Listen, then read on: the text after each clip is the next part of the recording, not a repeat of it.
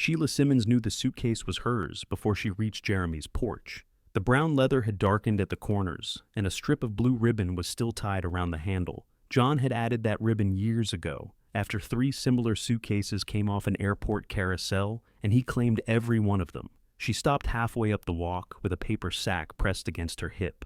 A carton of eggs sat on top of 2 cans of soup and the rye bread Jeremy liked. She had been gone 40 minutes. Her suitcase had been upstairs when she left. Now it stood beside the front door, fully packed, with her gray coat folded across it. A small envelope rested on the coat. Jeremy's handwriting covered the front. Mom. Sheila looked toward the living room window. The curtain shifted, then fell still. She carried the groceries to the porch and set them down carefully. 1 egg had cracked against the carton lid. She could smell the faint rawness of it through the paper. The front door opened before she touched the bell.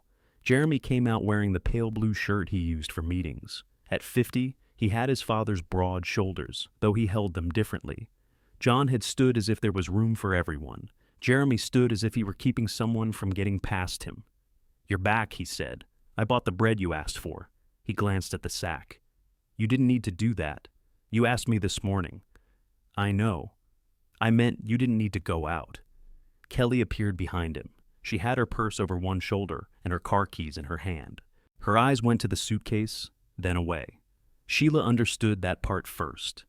Kelly had helped pack it. "What's this?" Sheila asked. Jeremy stepped onto the porch and pulled the door nearly closed behind him. The movement was quiet. That made it worse. "We need to get the house ready," he said. "The agent's coming tomorrow." "I know the agent's coming. He wants photographs. Empty rooms photograph better. My room isn't empty. That's the problem." Kelly closed her eyes for a moment. She had been rehearsing softer words, but Jeremy had already used the true ones. Sheila looked at her son. "You told me I could stay until we had a plan. We do have a plan." "No, you have a photographer." "Mom, please don't turn this into something ugly." She nearly laughed, but the sound didn't come. At 74, Sheila had learned that people often asked for calm after doing something they knew should cause anger. She moved toward the door. Jeremy placed one hand on the frame. He didn't touch her. He didn't need to. "I want my medicine," she said. "It's in the side pocket. My night cream?" Kelly packed the bathroom things. The blue sweater was drying over the tub. "It's in there," Kelly said quickly. Sheila looked at her daughter. Kelly was 46, tired around the eyes. With a fresh manicure she had probably put on a credit card. She kept rubbing her thumb over the edge of her phone case. "You went through my drawers?" "We had to," Kelly said. "Jeremy said the photographer might move the appointment up. The photographer didn't pack my underwear." "Mom, did you?" Kelly's face went red. "Yes."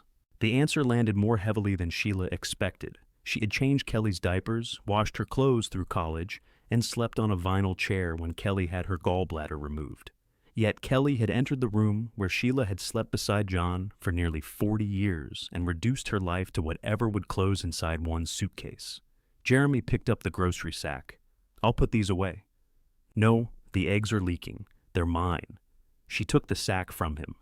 The bottom had gone soft. Jeremy released it before the paper tore. A pickup slowed on the street. The driver looked toward the porch, recognized the Simmons house, and looked away with the deliberate politeness of a neighbor who planned to remember everything. Sheila lowered her voice. "Let me inside." "I don't think that's a good idea right now. It's still the house where I live. It belonged to Dad. Kelly and I inherited it." Sheila knew that. John's will had been read 12 days earlier in a small office that smelled of copier, toner, and peppermint. The house and what remained in the bank accounts went to Jeremy and Kelly. John had always said the house would keep the family steady. Sheila had assumed that included her. She hadn't challenged the wording while he was alive because she hadn't imagined needing protection from their children. Jeremy had explained the sale twice since the will reading. He wanted it listed quickly, before the roof needed another winter repair. Kelly wanted her share as soon as possible. She had stopped mentioning the amount she owed, but every conversation with her had begun to sound like a clock. None of that explained the suitcase. "You said I had time," Sheila said. "We gave you almost 2 weeks." Kelly flinched. Even she heard it. "Almost 2 weeks after burying my husband," Sheila said. "Our father," Jeremy replied. There it was. The small correction meant to give him equal standing in a loss he had already begun converting into clean rooms and closing dates. Sheila didn't answer. She bent over the suitcase and opened the side pocket. Her prescription bottles were wrapped in a dish towel. Beneath them were her checkbook, her hairbrush, and a pair of house slippers placed sole to sole. She counted the medicine. 3 bottles, all correct. That gave her something ordinary to do, and ordinary things were useful when the ground shifted. "What's in the envelope?" she asked. Jeremy set his jaw. "Just open it." Inside was a rusted iron key and a folded sheet of paper. A stained metal tag hung from the key on a thin loop of wire. The tag read, "Red Willow Cannery" on one side. On the other, someone had stamped the number 12. Sheila held it by the wire. She knew the name. Everyone in Nebraska City did. Red Willow Cannery sat out on River Mill Road behind a chain-link fence and a stand of cottonwoods. The plant had been empty for years. Its faded red sign could still be seen from the county road if the weeds weren't too high. John had gone there most Saturdays. He called it checking the place. Sheila had assumed he was helping an old co-worker or making sure vandals hadn't broken another window. Sometimes he returned with tar on his cuffs or plaster dust in his hair. If she asked what he had been fixing, he said, "Nothing anybody's paying me for." She had stopped asking because marriages contained rooms people entered alone. John had never kept money from her. He had never stayed out overnight. He came home sore, washed his hands at the utility sink, and asked what she wanted for supper. "Why do you have this?" she asked. "It was in Dad's desk," Jeremy said. The lawyer didn't want it. Kelly stepped outside and pulled the door shut behind her. There was a box of old Cannery junk. Receipts, bolts, 2 flashlights that didn't work. Jeremy threw most of it away. Sheila turned the key over in her palm. Rust had gathered in the teeth, but the shaft was solid. "Your father kept it for a reason." "He kept bent nails," Jeremy said. "He straightened those." "That's my point." Sheila unfolded the paper. It was not a letter. It was a typed document with blank spaces near the bottom. She read the first paragraph twice. It said she acknowledged that she had received all personal belongings due to her from John's estate. It also said she gave up any further claim involving property, records, debts, agreements, or interests connected to him. "What is this?" "It's a disclaimer," Jeremy said. "It keeps things simple." "For whom?" "For everybody." Kelly moved closer. "It doesn't change what the will says." "Then why do you need it?" "It protects the sale," Jeremy said. "The agent wants everything clear." "The agent wrote this?" "No." "The lawyer?" "Not exactly." Sheila looked at the signature line. Her name had already been typed beneath it. Jeremy took a pen from his shirt pocket. That hurt almost as much as the suitcase. He had brought his own pen. "We can go inside and sit down," Kelly said. "You sign it, and then maybe we can talk about you staying a few more nights." Jeremy turned toward her. "That's not what we agreed." "I said maybe." "You said Paula would take her." Sheila raised her head. "You called Paula?" Neither of them answered at once. Paula Harvey had worked electrical maintenance at Red Willow with John long before the place closed. She now ran a small contracting business out of a garage behind her house. Sheila knew her well enough for coffee and Christmas cards, but not well enough to arrive carrying a suitcase. Kelly tried to sound practical. I asked if she had a spare room. "And what did she say?" "She said you could call." "So she doesn't know I'm standing outside my own house." "It isn't your house," Jeremy said. Kelly whispered his name, but he didn't take it back. Sheila folded the disclaimer along its existing crease. She placed it in the envelope, then slipped the key into her coat pocket. Jeremy held out the pen. "We need that signed before the listing goes active." "No." "Mom, you haven't even had anyone explain it. You just explained it. You said it gives up anything connected to your father, anything not already covered by the will. That isn't written here. It's standard language." "Standard for what?" Jeremy's mouth tightened. He had expected tears, perhaps shouting. He understood both. Calm questions made him feel as if he were losing control of a meeting. Kelly touched Sheila's sleeve. "If you don't sign, this gets harder. For me, for all of us." Sheila looked at her hand until Kelly removed it. Then she picked up the suitcase. Her right shoulder caught before the case cleared the porch. Pain ran from the old injury down to her elbow. She set it back without making a sound. Jeremy reached for the handle. "I can put it in your car." "You already put it outside." "Sheila," Kelly said, using her mother's name the way people did when they wanted to sound reasonable. "Where are you going to sleep?" Sheila didn't know. Her car had half a tank of gas. Her checking account held a little over $3,000. Most of it intended for dental work John had kept telling her not to postpone. She had 2 dresses, 4 blouses, underwear chosen by her daughter, and no key to the house behind her. She also had the rusted key in her pocket. "I'll call Paula," she said. Jeremy's shoulders lowered. He mistook a destination for surrender. "Good. She has space. You don't know what she has. She told Kelly there was a room. After you decided I didn't have one." Jeremy looked toward the street. "We'll talk when everyone's calmer." "I'm calm now."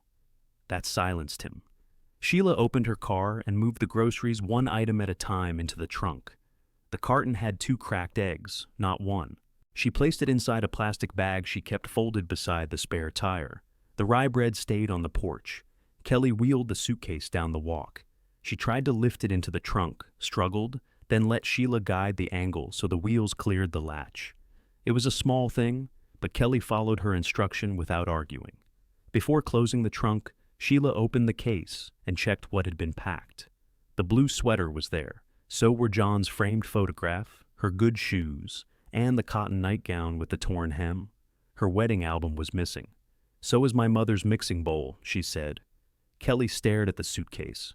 "I didn't see it. It's in the lower kitchen cabinet. We can bring it later. I want it tomorrow." Jeremy came down the steps. "You can make a list." "I just did." Sheila closed the trunk. He offered her the envelope again. "Take this. Think about it." She accepted the paper, but not the pen. "I'm having someone read it." His face changed, only slightly, but she saw it. "Who?" "That's not your concern. It is if you're going to delay the sale." Sheila got into the car.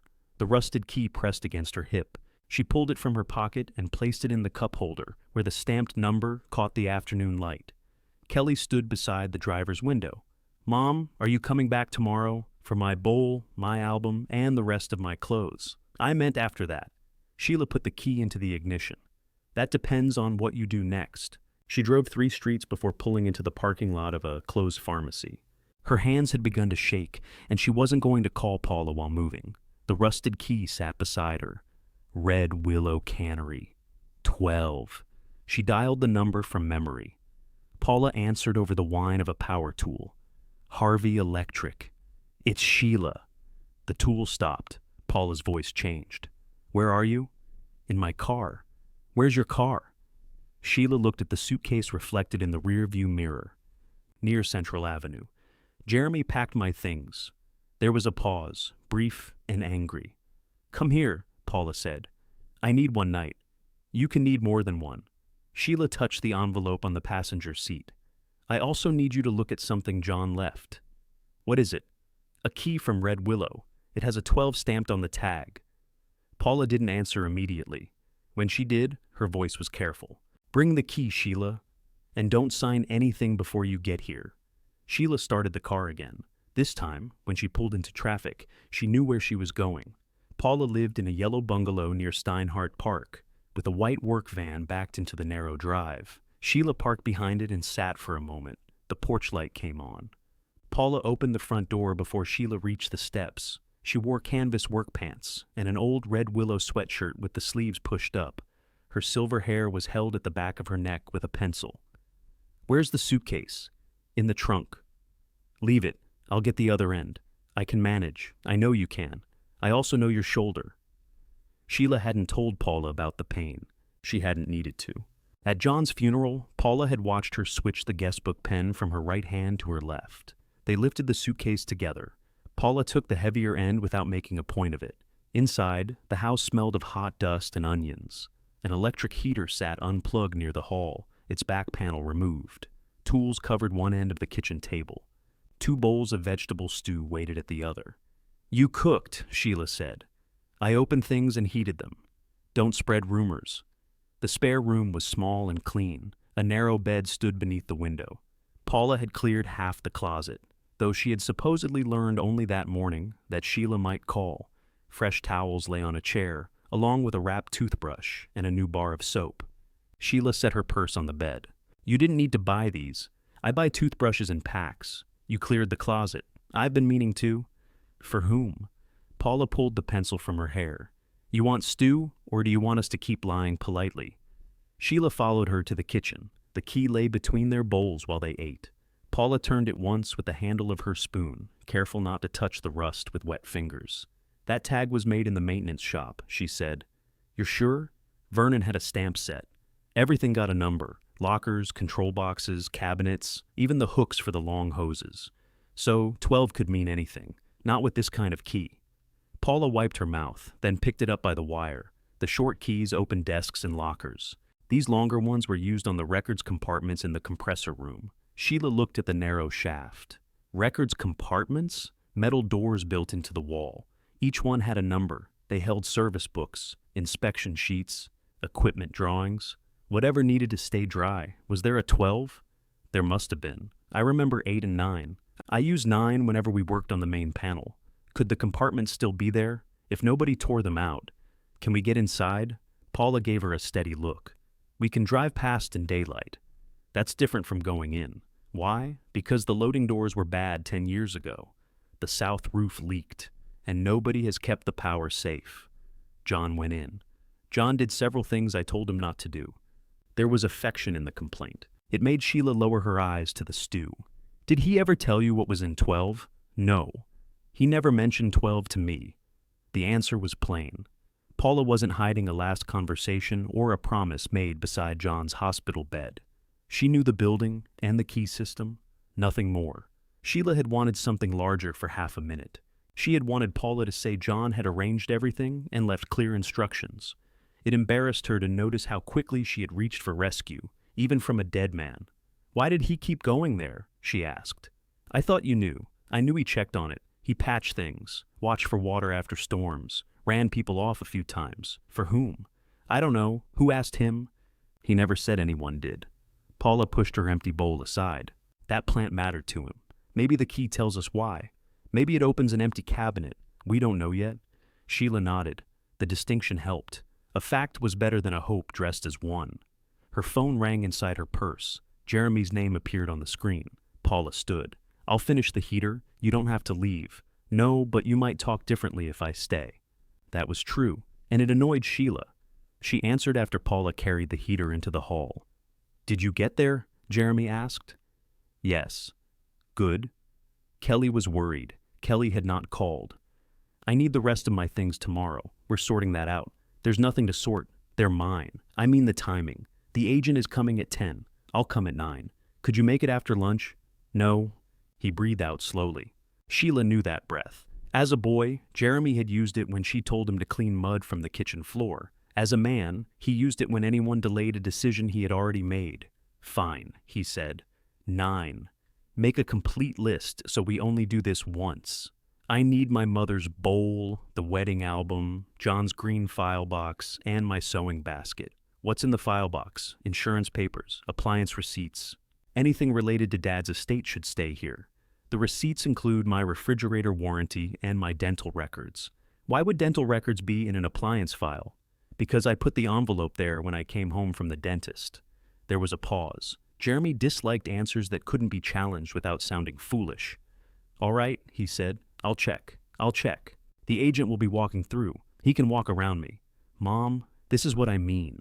Everything becomes a fight. Sheila looked toward the hall. Paula was kneeling beside the heater, tightening a screw. She hadn't turned her head, but the screwdriver had stopped moving. I didn't pack the suitcase, Sheila said. I'm not doing this again. Neither am I. I'll be there at 9. Jeremy changed his tone. It became gentler, almost confidential. If you sign the paper, I can release the personal property without worrying about any misunderstanding. Sheila held the phone away for a second and looked at the typed disclaimer. Are you saying you'll keep my belongings unless I sign? No, that's not what I said. Then I'll see you at 9. She ended the call. Her thumb remained over the dark screen. For years, Jeremy's softer voice had worked on her better than his anger. It sounded so much like cooperation that she often gave him what he wanted before she realized he had offered nothing. Paula returned the heater to the corner and plugged it in. Warm air began to move across the floor. You heard, Sheila said. I heard your side. You heard enough. I did. Sheila folded the disclaimer into quarters. John used to say Jeremy was just efficient. John loved him. So did I. Those aren't explanations. Sheila looked at her. Paula picked up both bowls. You can love somebody and still make it too easy for them to treat your time as theirs. The words were not especially gentle. That was why Sheila trusted them. After John's first hospital stay, Jeremy had taken over the online banking because Sheila disliked passwords. When the car insurance renewed, he handled it. When the property tax statement arrived, he told her what to sign and where to mail it. Kelly booked medical appointments and sometimes canceled them if family plans changed. Sheila had called it help. Some of it had been help.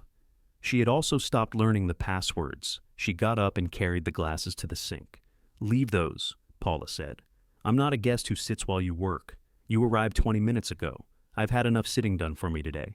She washed the bowls. Paula dried them. They had worked that way at church suppers for years, Sheila at the hot water and Paula beside her with a towel. The familiar movement loosened something in Sheila's chest. When the dishes were away, Paula showed her the bathroom and the stubborn latch on the back door. She placed a spare house key on the dresser. You'll need this, I said one night. The key doesn't know that. Sheila held it beside the rusted Cannery key. One was clean brass, newly cut. The other was dark with age and neglect. Thank you, she said. Paula nodded once. There's coffee at 6. I leave at 7:30 for a service call. You can stay here alone. The last sentence mattered. Paula had not said she would arrange breakfast, drive Sheila to Jeremy's house, or decide what Sheila should do. She had simply given her access. In the spare room, Sheila unpacked enough to sleep.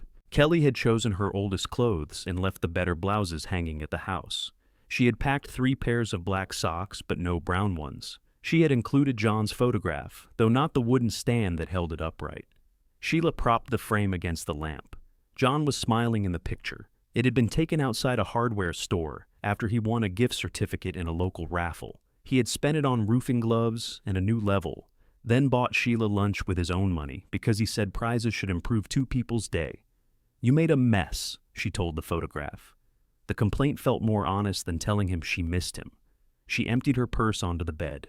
Checkbook, wallet, medicine, phone charger, the disclaimer, a packet of tissues, 2 peppermints from the funeral home. Her bank book was not there. Jeremy had encouraged her to switch to electronic statements after John died. She had agreed because the envelopes kept arriving with both their names, and seeing John's name above hers made it difficult to breathe. Now she couldn't remember the bank password. She called Kelly. Her daughter answered on the 4th ring. Is everything all right? I need access to my checking account. You have your debit card. I need to see the balance. I can send you a screenshot. I don't want a picture of my own money. I want the password. Kelly was quiet. Jeremy set it up, she said. Then you don't have it? I might. I'd have to look. Look now. Mom, I'm driving. Sheila heard no road noise. Pull over. I'm almost home. You're already home, Kelly. A cupboard door closed in the background. Kelly let out a tired sound. Fine. Give me a minute. Sheila waited. She could hear her daughter opening drawers, muttering about a notebook. This was their pattern, stripped of its nice language. Sheila asked for something that belonged to her. Kelly treated the request as an interruption. Then Sheila softened, accepted a delay, and later thanked her for the favor. She almost did it again. I have an early morning, Kelly said. Can I send it tomorrow? No, I'll wait. Another drawer opened. Why do you suddenly need to see everything? Because I should have been seeing it all along. Did Paula put that in your head? No. Kelly found the notebook after 7 minutes. She read the temporary password aloud, then made Sheila repeat it. Her tone became helpful again, once she had control of the instructions. Sheila opened the banking site while Kelly remained on the line. The balance was $3,214. 2 automatic payments were scheduled. Both were hers. No money was missing. That small truth steadied her, more than a larger surprise would have. I'm changing the password, Sheila said. You'll forget it. I'll write it down. Where? Somewhere I choose. Kelly went silent again. Sheila changed the password and wrote it on the back of an old recipe card from her wallet. Then she crossed out the password and wrote a reminder only she would understand. Did you find my bowl? She asked. Yes. And the album? Yes. The green file box? I didn't look yet. I'll get it in the morning. Jeremy's upset. So am I. He thinks you're trying to interfere with the sale. I'm trying to collect my clothes. You know it's more complicated than that." Sheila looked at the rusted key on the nightstand. "No," she said. "I think he needs me to believe it is." After the call, she removed her coat and found a small piece of dried leaf caught in the pocket with the key. It was dark red and brittle. She brushed it into the wastebasket, then rubbed the tag with the corner of a towel. The stamped number became clearer, but the rust remained in the grooves. She set her alarm for 7. Before turning off the lamp, she placed Paula's house key beside her wallet and the Cannery key beside John's photograph. In the morning, she would collect what was hers. After that, she and Paula would drive out Rivermill Road and look at the building from the outside. She woke before the alarm and lay still until the numbers changed to 6:30. The house made unfamiliar sounds around her. A pipe clicked inside the wall. Paula opened a cabinet in the kitchen, then closed it gently. Sheila dressed in the gray trousers Kelly had packed and the blue sweater she had nearly left behind. The sweater still carried a trace of her own laundry soap. That was enough to make her hurry with the buttons. Paula had coffee ready and 2 slices of toast on a plate. "You don't have to come to Jeremy's," Sheila said. "I know. He may think I brought you to make trouble." "Did you?" "No." "Then he can be wrong in his own house." Sheila added sugar to her coffee. "It was my house on Monday." Paula didn't correct her. The will had changed the legal answer. It hadn't changed where Sheila's niece expected the stairs to be in the dark. At 8:45, they left in separate vehicles. Paula needed the van for her service call later. She parked along the curb instead of in the driveway, which Sheila appreciated. This was not a show of force. It was one woman arriving with another because a suitcase, a mixing bowl, and a file box should not require strategy. Jeremy opened the garage door when Sheila pulled in. Her belongings had been arranged on a folding table. The yellow mixing bowl sat upside down beside the wedding album. Her sewing basket, winter boots, and a cardboard box of toiletries were there as well. The green file box was missing. "The agent's already inside," Jeremy said. "We need to be quick. It isn't 9 yet." He came early. Paula stayed near her van. Jeremy saw her and lowered his voice. "You didn't need an escort. I needed help lifting. I could have helped. You weren't coming with me." His eyes went to the envelope in Sheila's hand. "Did you read the form?" "Yes." "And?" "I'm not signing it." "Did someone give you legal advice?" "Someone gave me common sense." The agent crossed the kitchen behind him. Sheila saw a measuring device in his hand.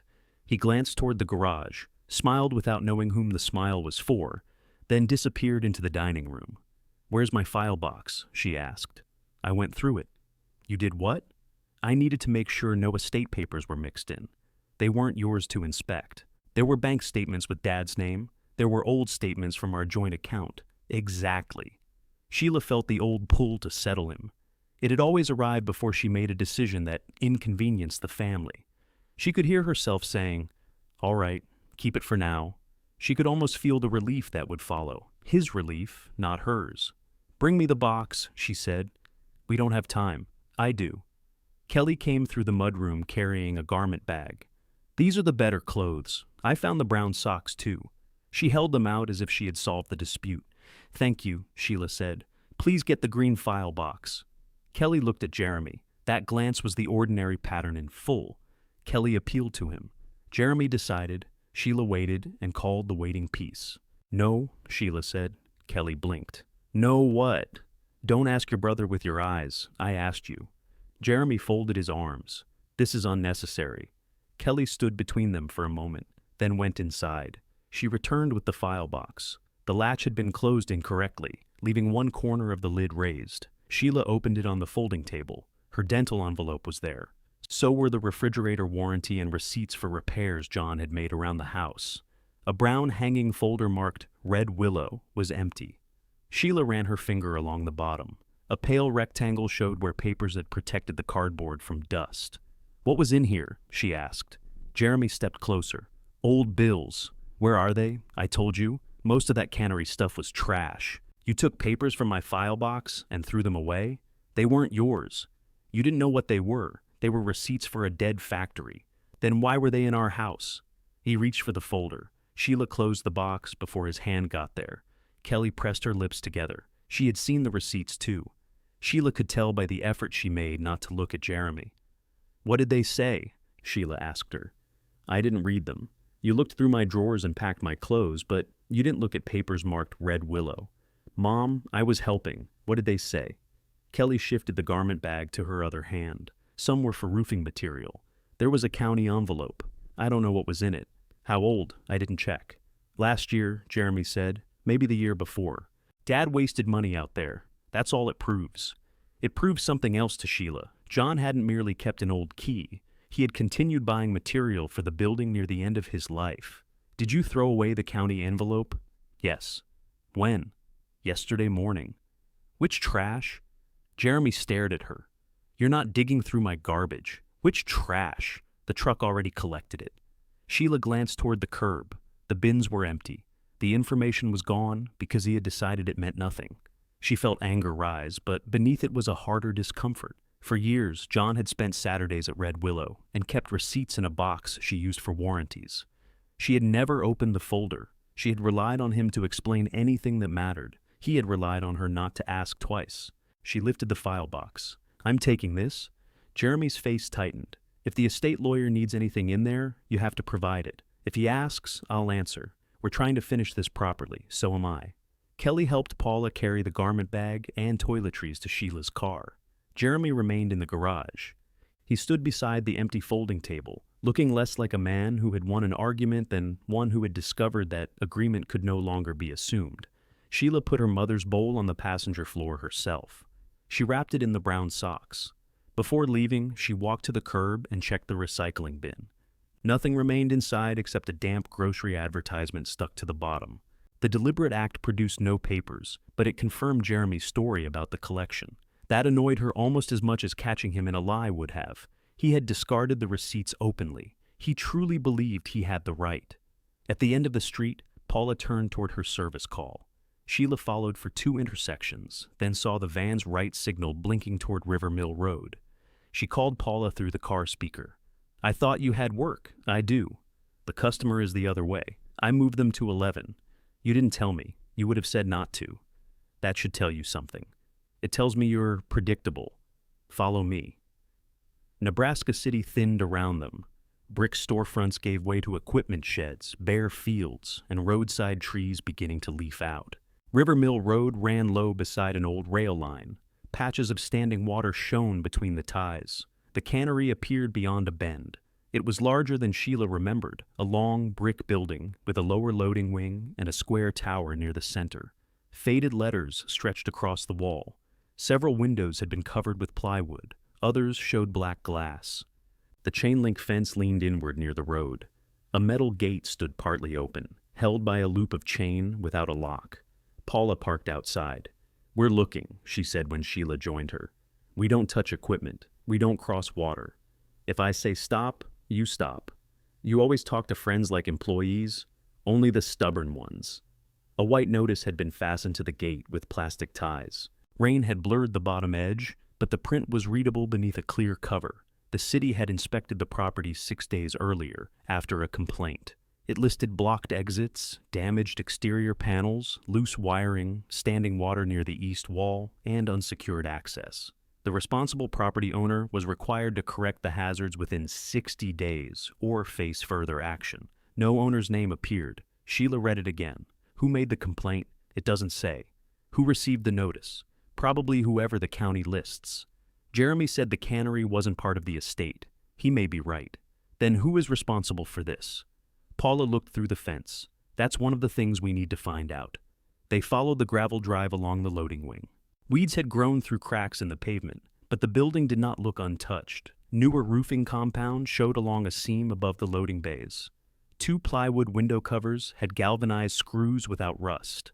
A downspout had been braced with fresh metal. Sheila recognized John's habits in the details. He bought the same silver screws by the pound. He brushed roofing compound farther past a crack than necessary, because water, he said, never respected the edge of a repair. He did this, she said. Paula pressed one thumb against a screw head. Some of it, yes. You recognize his work? I recognize mine. I cut that brace for him. Sheila turned. When? 3 years ago. You helped him? I cut the metal. I didn't come out here. Did you ask why he needed it? He said a downspout was pulling loose. And that was enough? For John, usually. Paula regretted the answer as soon as she gave it. Sheila heard in it the same easy trust she had practiced at home. The nearest loading door sat crooked in its frame.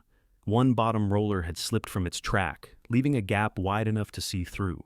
Inside, daylight fell across a concrete floor.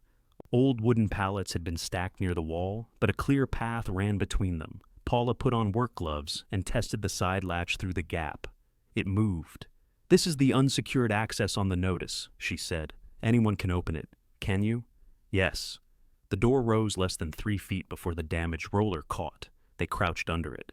Paula went first with a flashlight, and Sheila followed, keeping her right arm close to her body. Dust lay thick near the walls. The center path had footprints in it, some from heavy work boots and some from the city inspector's tread. The air smelled of rust, dry wood, and old fruit trapped deep in the concrete. Paula aimed the light upward. "Roof deck looks better than I expected." Sheila saw patches in several places. Different colors marked different years of work. They moved only through the loading area. One exit had been tied shut with electrical cord. Another was blocked by broken shelving. Loose cable hung from a conduit near the ceiling. At the far end, a painted sign pointed toward cold rooms and compressor. Sheila started toward it. Paula caught her sleeve. "No, the floor is dry." "The cable isn't. And that shelving blocks our way back if anything shifts." Sheila looked beyond the hanging cable. A set of double doors stood partly open down the corridor. Behind them was darkness. "The compressor room is through there?" "Past the cold rooms on the left." "And the compartments?" "On the north wall." "How far?" "Too far for today." Sheila wanted to argue. Then her shoulder tightened from lifting the file box, and she understood the difference between determination and impatience. They backed out under the loading door. Paula lowered it as far as the bent track allowed, then looped a temporary steel cable through the latch to prevent it from being lifted easily. "That won't satisfy the notice," she said. "It'll keep somebody from wandering in tonight." Sheila looked at the clear cover flapping on the gate. She had recovered her files. She had confirmed that John had maintained the cannery recently. She had reached the building and learned the key pointed to a real place inside it. Now, a damaged corridor stood between her and that place, and a city clock was already running. "Who would know who owns this?" she asked. "The county." "And who would know what John was doing here?" Paula removed her gloves. "Vernon Parks might." "Is he still in town?" "Same little house near the river, unless he finally let his niece move him." Sheila took out her phone. Paula shook her head. "Call him after lunch. He turns off his hearing aids when he naps." Sheila saved the number Paula gave her. Then she photographed the notice, the roof patches, and the temporary cable on the loading door. Before returning to her car, she stood at the gate and looked toward the dark corridor. She no longer wanted to know only what the key opened. She wanted to know why John had kept a path to it open, and what would be lost if she waited too long to find out. They waited until 2, then called from Paula's kitchen with the phone on speaker. A television played loudly in the background when Vernon answered. "Who is this?" "Paula Harvey. Speak up." "Paula Harvey. I know who Paula Harvey is. Who's with you?" "Sheila Simmons." The television went silent. "You should have started with that," Vernon said. "How is she?" "I'm right here," Sheila said. "I asked Paula. She's rude enough to let me answer for myself." Vernon gave a short laugh. "Then you're all right." "I wouldn't go that far." "No, I suppose not." His voice softened around John's absence. Vernon had attended the funeral, but left before the family meal. Sheila remembered him standing beside the grave in a brown suit that was too large through the shoulders. He had touched John's casket once, with 2 fingers, then walked to an old sedan without speaking to anyone. "I need to ask you about Red Willow," Sheila said. The pause lasted long enough for Paula to check the screen. "What about it?" he said. "I have a key. Lots of keys in the world. This one has a metal tag. Red Willow Cannery on one side and 12 on the other." Vernon's breathing changed near the phone. "Where did you get it?" "John kept it in his desk." "That doesn't answer me." "Jeremy gave it to me." "Why?" Sheila looked at Paula. "Because he thought it was worthless." Vernon muttered something neither woman caught. "Can we come see you?" Sheila asked. "Bring the key." His house stood 4 streets from the Missouri River, in a row of small homes built above the floodline. A metal ramp led to the porch, though Vernon met them at the door, standing upright with a cane tucked under one arm. At 82, he had a narrow face, large hands, and white hair combed straight back. He wore a plaid shirt buttoned to the throat, a hearing aid curved behind each ear. "Shoes off if they're muddy," he said. They weren't, but Paula removed hers anyway.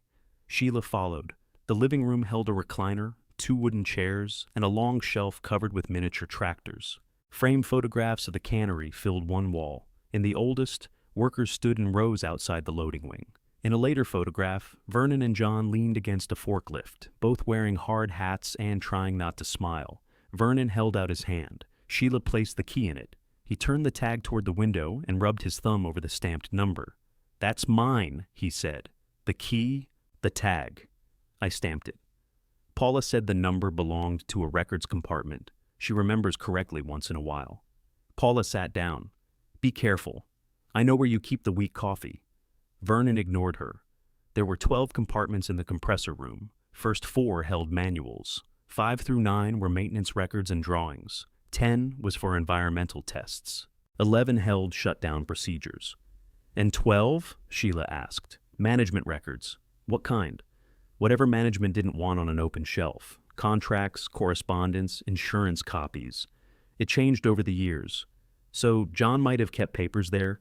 "He did." Sheila leaned forward. "You saw him put them in?" "No." "Then how do you know?" "Because I saw him check the lock." "When?" "Plenty of times. After the plant closed." "Only after." Vernon placed the key on the table, but kept 2 fingers over it. "John put that compartment in himself. The original management cabinet rusted through. He built a new steel box into the same opening, fitted a proper lock, then painted the number back on." "When was that?" "About 12 years ago." It was close enough to Paula's memory of John's later visits. Sheila pictured him carrying steel and tools into the compressor room while she spent Saturday morning buying groceries or washing sheets. 12 years was too long for a forgotten errand. "Did he tell you what he stored?" she asked. "No." "Did you ask?" "Once." "What did he say?" "That it was something he hoped nobody would need."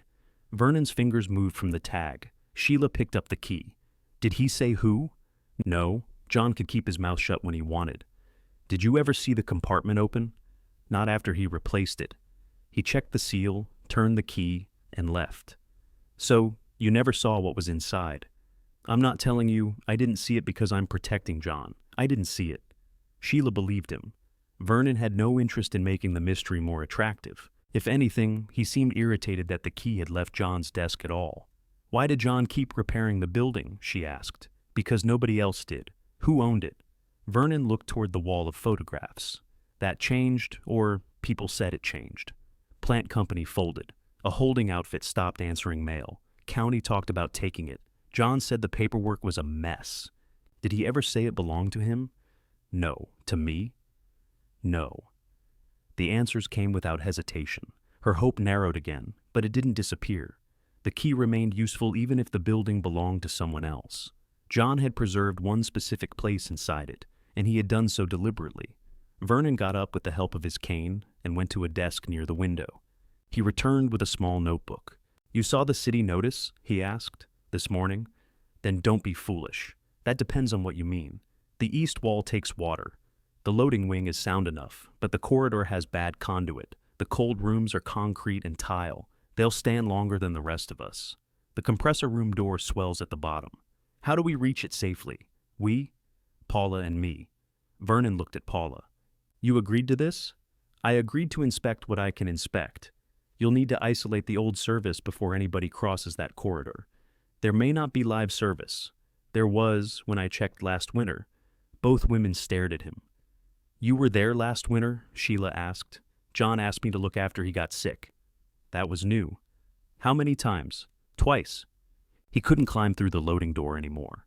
"Why didn't you tell me?" "John said he would." "He didn't." "He was dying, Sheila." The words were blunt, but Vernon's hand tightened around the cane. He had not meant them cruelly. Sheila looked at the photograph of the 2 men beside the forklift. John had known his body was failing. Instead of telling her about the cannery, he had asked an older friend to check it. "What did you do there?" she asked. "Looked for water, checked the roof patches, made sure the compartment door was still shut." "Did you touch it?" "I pressed the handle. It was locked." "Did you know John still had the key?" "I knew he must. Was there anything else?" Vernon hesitated. "Say it." "He paid the carrying costs." What does that mean? Small bills, county charges, insurance when he could get it, materials.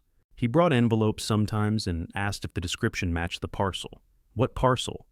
The Cannery land. Whose name was on the bills? I didn't read the names. You just said he showed you the envelopes. He covered the address window with his hand. He asked about the land description at the bottom. Why would he hide the name? I assumed it was one of those holding companies. Did you ask? No. Sheila sat back. Vernon and Paula had both accepted partial explanations from John because he was dependable. She had done the same thing more often than either of them. Jeremy threw those receipts away, she said. Vernon's expression hardened. Then Jeremy's an idiot. He's my son. Both can be true. Paula reached for the key. Sheila let her examine it again. Is the lock likely seized? Paula asked. John greased it. How long ago? Last spring. I held the flashlight. That settled the first question. The key had not been forgotten in a desk. John had maintained its lock less than a year before his death, and Vernon had seen him do it. The answer made walking away more difficult than not knowing had been. Vernon opened his notebook and drew a rough rectangle. He marked the loading doors, the cold rooms, the bad conduit, and the compressor room. Then he drew 2 exits from the corridor. You clear both, he said. Not one. If shelving falls at the loading end, you need the east door. The east wall has water, Paula said. Near the wall, not the center, pump it first. Who has the main disconnect key? City utility cut their seal for the inspection. The cabinet should be accessible. Paula studied the drawing. I can verify the service is dead, cap the loose cable, and inspect the path. That's paid work, Sheila. I'll help as a friend, but I won't pretend electrical contracting is a favor. I wouldn't ask you to. I also won't guarantee the corridor until I see it properly. Understood. Vernon tapped the notebook.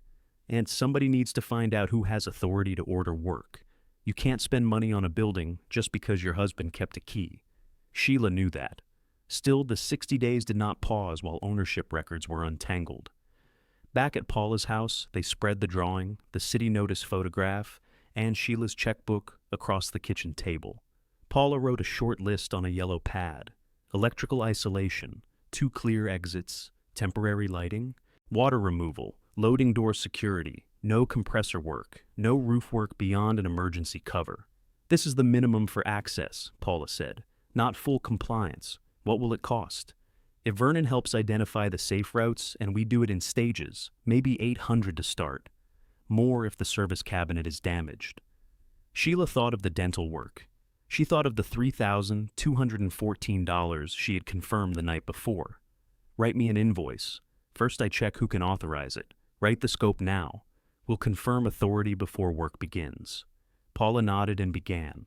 Sheila called the county information line. A recorded message directed property questions to an online search or an office visit. She wrote down the address and hours. Her phone rang before Paula finished the first page. Jeremy did not bother with hello. Were you at the Cannery? Yes. What were you thinking? That I wanted to see where the key went. That property is dangerous. It's assessed at almost nothing because it's falling apart. How did you know I was there? The real estate agent saw your car on River Mill Road. Sheila remembered his measuring device, his easy smile in the kitchen.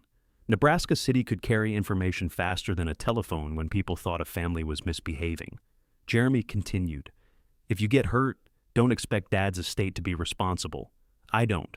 You need to sign the disclaimer. No, this is exactly why we need it. She looked at Paula's written scope and Vernon's rough map. No, Sheila said again. What you need is for me not to ask what your father protected. She ended the call before he could answer. Then she took $800 from the amount she had saved for her own care and entered it on the first line of a fresh page in her check register. The money would not be spent until the county search told her who could approve the work. But for the first time since John died, the next decision belonged entirely to her. The county office opened at 8:30. Sheila arrived 10 minutes early with the rusted key in her purse and Paula's scope folded inside the green file box. A public computer stood against one wall. The property search asked for an address, but the Cannery had no street number on the gate.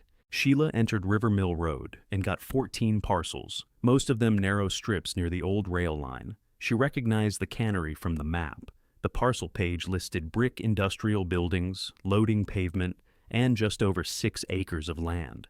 The assessed value was $19,000. A red note identified the structures as distressed. The taxes were current. Sheila leaned closer to the screen. John Simmons appeared as the mailing contact, using the family house address. He did not appear in the box marked legal owner. That box contained the name of the old Cannery company and the words record review required. She printed the page and took it to the information counter. The clerk read it, then searched a second system. "This is an old industrial parcel," she said. "Some of those records never transferred cleanly to the public index. Does John Simmons own it? The mailing contact isn't proof of ownership. Why would tax notices go to him? Because someone asked that they go to him. Who asked? The history on that field doesn't show." Sheila placed John's old receipts question beside the new fact. He had received the county mail and paid the bills, but the public record did not explain why. "Can you tell me who has authority to repair the building?" "Not from this page. You'd need a recorded deed or a title examination." "Can you find the deed?" "If you know the recording number, book reference, or approximate transfer date, we can pull the entry. Otherwise, an examiner would have to work backward through the archive." Sheila didn't know a date. She didn't know whether John had bought something, managed something, or simply kept an old company from losing its mail. "The city gave the property 60 days, she said. "That's a code matter. You can ask to be listed as a voluntary contact, but that doesn't make you the owner. Would it let me correct an unsecured door and clear exits? The city can tell you what it will accept. It won't settle title here." Authority offered no shortcut. It only separated two problems Sheila had hoped were one. Before leaving, she obtained a copy of the parcel map and the tax payment summary. John had paid every annual amount on time. The most recent payment had cleared 3 months before he died. Outside, she called Paula. "The land is assessed at $19,000. That explains Jeremy calling it almost nothing. It doesn't explain John paying taxes on it. Owner, old company name. The county says I need the deed reference or a title examiner. And the city? I'm going there now." The municipal office accepted Sheila as the contact for voluntary hazard correction after she showed John's mailing record and explained the open loading door. The form stated twice that contact status did not prove ownership. It also stated that any work she ordered was at her own risk and expense. She read both sentences before signing. The inspector's photographs were available at the counter. One showed the loose conduit. Another showed the east exit blocked by shelving. A third showed water in a shallow depression near the cold rooms. The compressor corridor appeared in the edge of the last photograph. A gray metal door was visible at the far end. Sheila paid for copies. By noon, she had gained permission to secure access and perform basic hazard correction. She had not gained the right to occupy, lease, sell, or make permanent alterations. The city would re-inspect the corrected items before the deadline. It was enough to begin, and not enough to protect the money she might spend. Paula read every page at her kitchen table. "I can work under this," she said. "Limited scope. You sign as the person ordering it, not as owner. That means the bill follows me." "It does." "Prepare it." Paula wrote an estimate for $760. It covered testing the service, capping the loose cable, temporary work lights, and securing the loading door. Disposal fees and materials for clearing exits would be separate. Sheila wrote a check for half as a deposit. Her hand slowed over the amount. $380 was not ruinous. It was also more than she had spent on herself at one time since John's funeral. Paula waited without reaching for the check. "If the compartment is empty, I still owe you," Sheila said. "Yes. If the county says I have no right to anything there, I still owe you." "Yes. That's what I wanted to hear." She signed. Vernon met them at the cannery the next morning. He brought his cane, work gloves, and a metal lunchbox Paula suspected had not held a lunch in years. It contained a flashlight, chalk, a folding ruler, and 3 padlocks. "I'm observing," he announced. "Then why the locks?" Paula asked. "In case I observe something worth locking." Sheila wore John's old work jacket over her sweater. Kelly had packed it among her clothes, perhaps because the elbows were worn and one pocket had been repaired with mismatched thread. Paula began at the service cabinet outside. The city seal had been cut and marked after inspection. She removed the cover, tested the lines, then tested them again with a second meter. "Dead," she said. "All incoming service is disconnected." Vernon pointed with his cane. Tag it anyway, I know, I'm observing. Paula attached a warning tag and locked the disconnect open. Inside the loading wing, Sheila and Vernon moved loose pallets away from the main path, while Paula removed the hanging cable. Sheila lifted from the left side and used a hand truck for anything heavy. Her shoulder complained whenever she reached forward, but not enough to stop her. Vernon noticed. You're favoring that arm. It's old trouble. Old trouble still counts. So does an old foreman carrying 3 padlocks. He accepted the point and showed her how to angle the hand truck under a pallet without jerking it. The first useful discovery came behind the shelving near the east exit. The bottom sections had rusted, but the concrete wall behind them was dry. The standing water had not entered through a crack. A floor drain was packed with leaves, mud, and a bird's nest. Paula cleared the top with a narrow shovel. Water began to turn slowly around the drain. That's better than a failed wall, she said. How much better? Sheila asked. Several $1,000s better, if it keeps draining. They carried the broken shelves outside in pieces. Vernon refused to lift, but directed every turn. Left side first. Watch the hinge. Don't drag metal over the threshold. You miss this, Sheila said. I miss people who listened. Paula snorted. By mid-afternoon, the east door opened. Its lower edge scraped the concrete, then gave way with a loud metal groan. Sunlight entered a corridor that had been dark for years. Sheila stood in the opening and felt cool air moving from inside the building. It smelled cleaner than the loading wing. Paula checked the floor and walls before letting her cross the threshold. The first cold room stood to the right. Its heavy insulated door remained on its hinges. Vernon turned the latch. The room beyond was empty. White tile covered the walls.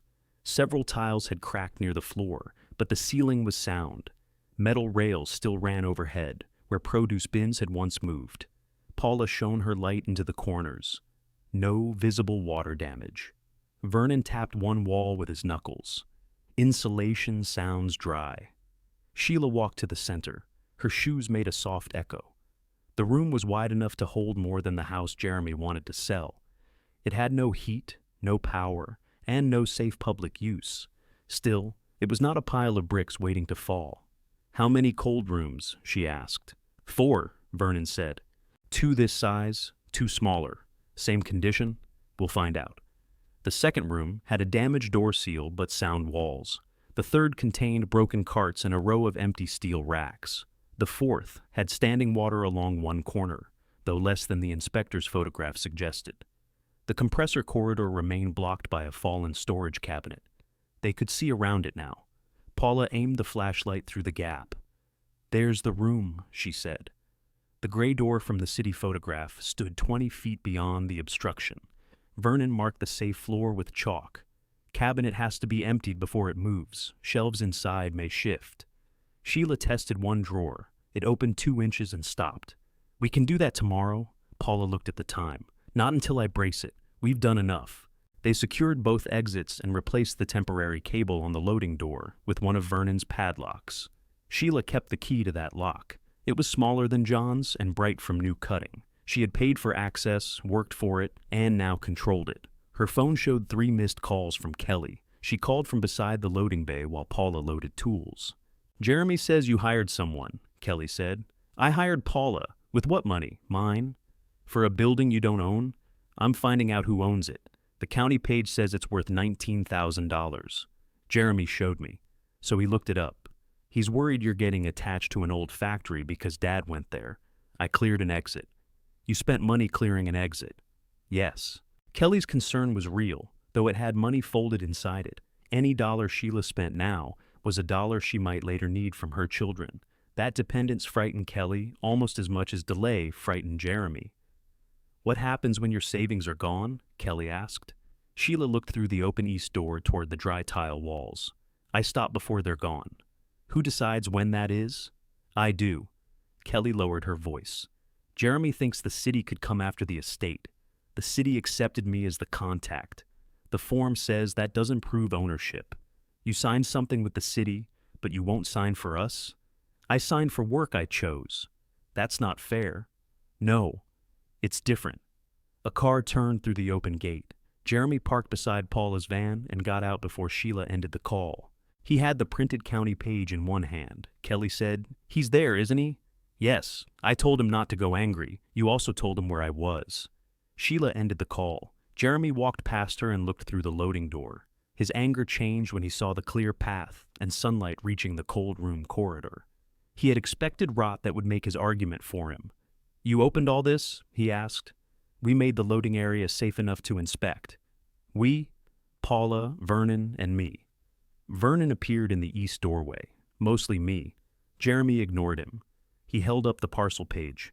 $19,000. That's the whole assessed value, land and buildings.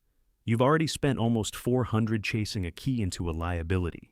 Sheila took the paper, folded it once, and returned it. You came because you're worried I'm wasting money? I came because Dad's name is on the tax record. Not as owner. He paid the bills. That means someone could claim the estate was responsible, or it means he had a reason. Jeremy looked at the new padlock. Give me the Cannery key. No. I'll put it with the estate papers until ownership is settled. No. His voice sharpened. You don't get to create a problem and make Kelly and me pay for it. I haven't asked either of you for $1, not yet. Sheila heard the fear beneath his control. He wasn't only protecting the house sale now. He had seen that she could act without him, and that action might uncover something he had discarded before understanding it. She put the loading door key in her pocket. The next inspection is tomorrow morning, she said. You may come if you ask. You may not order my contractor, remove anything, or enter alone. Jeremy stared at her. It was the first boundary she had given him that included a way back in. That made it harder for him to dismiss his anger. Ask, he said. Yes. Behind him, the cannery's open east door let a clean strip of daylight fall across the old concrete. Jeremy looked from Sheila to the doorway. You're making me ask permission to enter a wreck Dad may have paid for. I'm asking you to respect the lock I paid to install. He gave a humorless laugh. Fine. May I come tomorrow? Yes. 9 o'clock? Paula decides where it's safe to walk. I don't take orders from Paula, then don't come. He left without saying which choice he had made. The city inspector arrived the next morning at 9:15. Jeremy did not. The inspector tested the loading door, opened the east exit, and walked both cleared routes. Paula showed the lock disconnect and capped cable. Vernon followed with his notebook, offering comments nobody had requested. The drain still worked. Water near the cold rooms had dropped to a dark ring around the concrete depression. These corrections count, the inspector said. I'll remove the unsecured access, blocked east exit, and loose wiring from the active list. Sheila felt a clean piece of satisfaction. The work had produced something official and useful. What remains, she asked. Exterior panels on the south side, the second loading exit, and standing water. The temporary lights can't be used for public access. Any occupied area will need proper service. The deadline stays the same? Yes. How many days now? 56. He signed the inspection sheet and gave Sheila a copy. The city had accepted what she ordered. It had also confirmed that the remaining work was larger than one corridor. Paula studied the list after he left. The south panels need a lift, she said. That's not in my estimate. Can you do it? I can price it. First we find out what's behind them. Vernon tapped his cane against the loading floor. Manager's apartment is on that side. Sheila turned. There's an apartment, second floor over the offices. 2 rooms, kitchen, bathroom. Does it have another entrance? Outside stair near the south wall. Why didn't you mention it? You asked how to reach the compressor room. They walked around the building. A steel staircase rose behind a screen of volunteer trees. The lowest steps were covered with leaves. One handrail had pulled away from the brick, and a sheet of siding hung loose above the landing. Paula tested the first step with her boot. Stairs are solid, rail isn't. She went up alone and checked the landing. The apartment door opened with pressure against the swollen frame. She disappeared inside for several minutes, then leaned over the railing. Floor seems sound. No one else comes up until I brace this. Vernon opened his lunchbox and produced a coil of cord. That won't brace steel, Paula said. It'll mark the bad side so Sheila doesn't grab it. Sheila looked through the trees at the 2 upper windows. One still had curtains, pale squares of cloth hanging unevenly behind the glass. Who lived there? She asked. Last manager moved out before the final shutdown, Vernon said. John used it for coffee after that. John had coffee up there. He kept a kettle. Sheila knew the kettle. A small stainless one had disappeared from their camping supplies years ago. John told her the handle had broken. The lie was almost too modest to call a lie. That did not make it easier to understand. While Paula went for braces, Sheila and Vernon returned to the fallen cabinet in the compressor corridor. They removed loose drawers one by one. Most held rusted fittings, worn belts, and empty boxes. Vernon identified what could be recycled and what needed special disposal. The cabinet was taller than Sheila and heavy even without its drawers. Paula returned, took one look, and brought in a ratchet strap. "No lifting," she said. "We pull it upright against the wall, secure it, then clear the path. I can work the strap. With your left hand?" Sheila fed the webbing through the ratchet.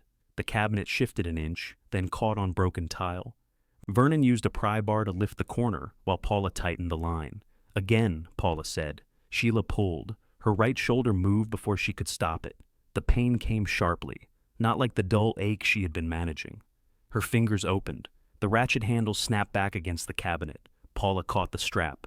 "Sit down. I'm fine. You dropped it. It surprised me. Sit." Sheila went to an overturned crate near the loading door. Her arm felt hot from the shoulder to the wrist. She tried to raise it and got halfway. Vernon came over with his cane under his elbow. "You were told left hand." "I know what I was told. Knowing isn't doing." Paula wrapped a cold pack from her van in a clean rag and placed it against Sheila's shoulder. "No more work today. We're close to moving it. You're done. I hired you. You hired me to use judgment." The cost was not only pain. Sheila had made herself unavailable for the very work she insisted on controlling. Paula and Vernon finished securing the cabinet while she watched. Once upright, it exposed a clear section of corridor. They could reach the first cold room safely from both exits. The compressor room remained beyond a second patch of damaged conduit and loose ceiling panels. The path was closer, but Sheila could not help clear it. At noon, Kelly's car entered the gate. She parked beside Sheila and got out carrying a paper bag. "I brought sandwiches," she said. "Jeremy told me you were here. He knew you were coming. He said I should see what you're doing." The answer meant Jeremy wanted a second set of eyes. Kelly knew that and resented being used, though not enough to stay away. She noticed the cold pack. "What happened?" "Old shoulder. You should be home resting." "Who's home?" Kelly looked down. "You know what I mean." They ate at a folding table near the loading door. Paula had opened both east exit panels, and sunlight reached farther into the building than it had the day before. Kelly walked through the first cold room with Paula. She ran a finger over the tile and looked up at the steel rails. "This doesn't look as bad as Jeremy said." "The cold rooms are the strongest part," Paula said. "That doesn't make the whole plant safe. What would somebody use them for? Cold storage if the insulation tests well, and new equipment goes in. Dry storage before that. Could they rent them? Who is they?" Kelly glanced at Sheila. "Whoever owns it, there was the change. Yesterday the cannery had been a liability. Today Kelly had stood inside a dry room and used the word rent." Paula said nothing more. She understood the value of not giving free estimates to people who had not hired her. Vernon took Kelly to the manager's stair after Paula installed a temporary rail brace. Sheila followed slowly, her right arm held near her waist. The apartment door opened into a small kitchen. Dust covered the counters, but the cabinets remained attached. A round table stood beneath the window. The stainless kettle sat on the stove with a dark mark beneath its spout. Sheila touched the handle with her left hand. The living room held a sagging sofa and a wooden desk. Beyond it was a bedroom with 2 built-in closets. The bathroom had a cracked mirror, a rust-stained sink, and a shower lined with white tile. Kelly opened the kitchen curtains. From the window, they could see the cold room roof, the loading yard, and the cottonwoods along the road. "Dad sat up here?" she asked. "Apparently. Why?" Vernon looked at Sheila before answering. "Quiet, maybe." Sheila did not resent the word. John's final months had been full of medicine alarms, visits, and questions about pain. He may have wanted an hour in a place where no one watched him breathe. Paula checked the walls with a moisture meter. "Roof held over this section," she said. "There's damage near the south window. Plumbing has to be tested. No heat, no safe power, and the rail needs replacing." "What would it cost to make it livable?" Sheila asked. "I can't answer today." "Roughly." "More than your current savings if we include wiring, water, heat, and exterior work." Kelly turned from the window. "You aren't thinking of living here. I'm looking at a room with a kitchen and bathroom, in a factory, in a building your father maintained. Those aren't the same thing." "No?" They went downstairs. Kelly waited until Paula and Vernon carried tools to the van. Then she stood close to Sheila beside the folding table. "I can talk to Jeremy," she said. "About what?" "Letting you stay at the house until it sells. He already decided. He listens to me sometimes. What does he want?" Kelly's face changed. She had hoped Sheila would let the offer sound kinder before asking its price. "Give him the key," she said, "just until somebody sorts this out." "No, you can't use your right arm. You don't have enough money to repair an apartment. Paula has her own work. What are you proving?" "Nothing." "Then why keep doing this?" "Because I haven't reached the room John protected." "You could let Jeremy handle that. He threw away the receipts. He made a mistake. He made a decision." Kelly folded the empty sandwich bag into a narrow strip. "If you give him the key, I'll make sure you're back in the house tonight." For one moment, Sheila saw the room upstairs, her side of the bed. The reading lamp John had wired through the headboard, her robe on the hook behind the door, if Jeremy had not packed it. She had thought the worst part of losing the house was being forced out. Now Kelly was offering to reverse that, but only if Sheila surrendered the one decision she had taken back. "No," Sheila said. "I won't trade the key for permission to sleep in a house I'm not allowed to question you in. That's not fair. It's accurate." Kelly's eyes filled, though she did not cry. "I'm trying to keep you safe. You're trying to put things back where they were. What's wrong with that? I was dependent there, and I called it belonging." Kelly went very still. Sheila had not planned the sentence. Once spoken, it changed what she wanted. Returning to Jeremy's house was no longer the goal. Opening compartment 12 was not enough either. Even if it held nothing useful, she needed to know whether the cannery could become a place where no one packed for her, managed her passwords, or offered access in exchange for obedience. Kelly left the loading yard without finishing the conversation. Paula drove Sheila to an urgent care clinic where her shoulder was wrapped and she was told not to lift with the right arm for at least a week. Nothing appeared newly torn, but the old injury was inflamed. Rest, ice, and careful movement were not suggestions anymore. Back at the bungalow, Paula placed a written estimate beside Sheila's bank statement. The next stage would cost another $1,100 before any apartment work. It covered the second exit, drainage, safe access to the compressor corridor, and temporary exterior panels. "If you approve this," Paula said, "you'll have less than $2,000 left. That includes what you still owe me." Sheila looked at the figures. "I'm not approving the apartment yet." "Good. I'm approving the safety work." Paula sat across from her. "Your original reason was to reach one metal compartment. That's still first. And after? I find out whether I have any right to protect the rest." Sheila signed the next stage with her left hand. The signature looked uneven, but it was hers. The key might open an empty steel box. The county might name someone else. The building might demand more than she could give. Even so, her objective had changed. She was no longer trying to recover her place in Jeremy's house. She was trying to build a life that could not be withdrawn from the porch.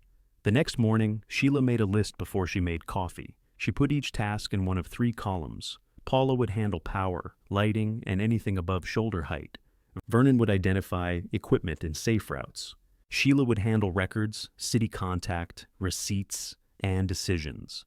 At the bottom, she wrote one rule in capital letters: "No work without a price." Paula read it over her shoulder.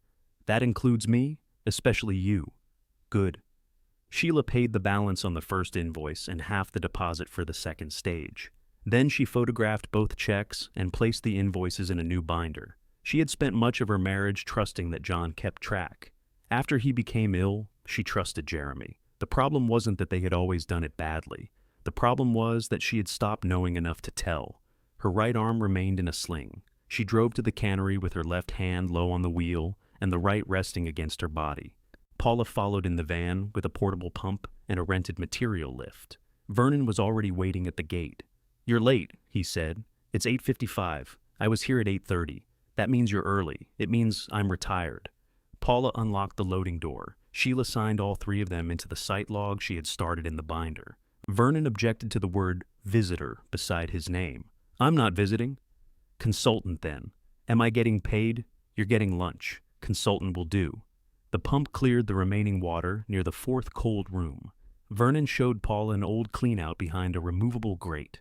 It was clogged with mud, but not broken. Once they flushed it, The last shallow pool disappeared. Sheila photographed the dry floor. Next, Paula used the material lift to support the fallen cabinet. They emptied its remaining shelves, tightened the ratchet straps, and raised it upright without anyone placing a hand beneath the metal. Sheila watched from beyond the marked line. It was difficult to stand still while other people worked. She kept feeling that paying them did not count as contributing.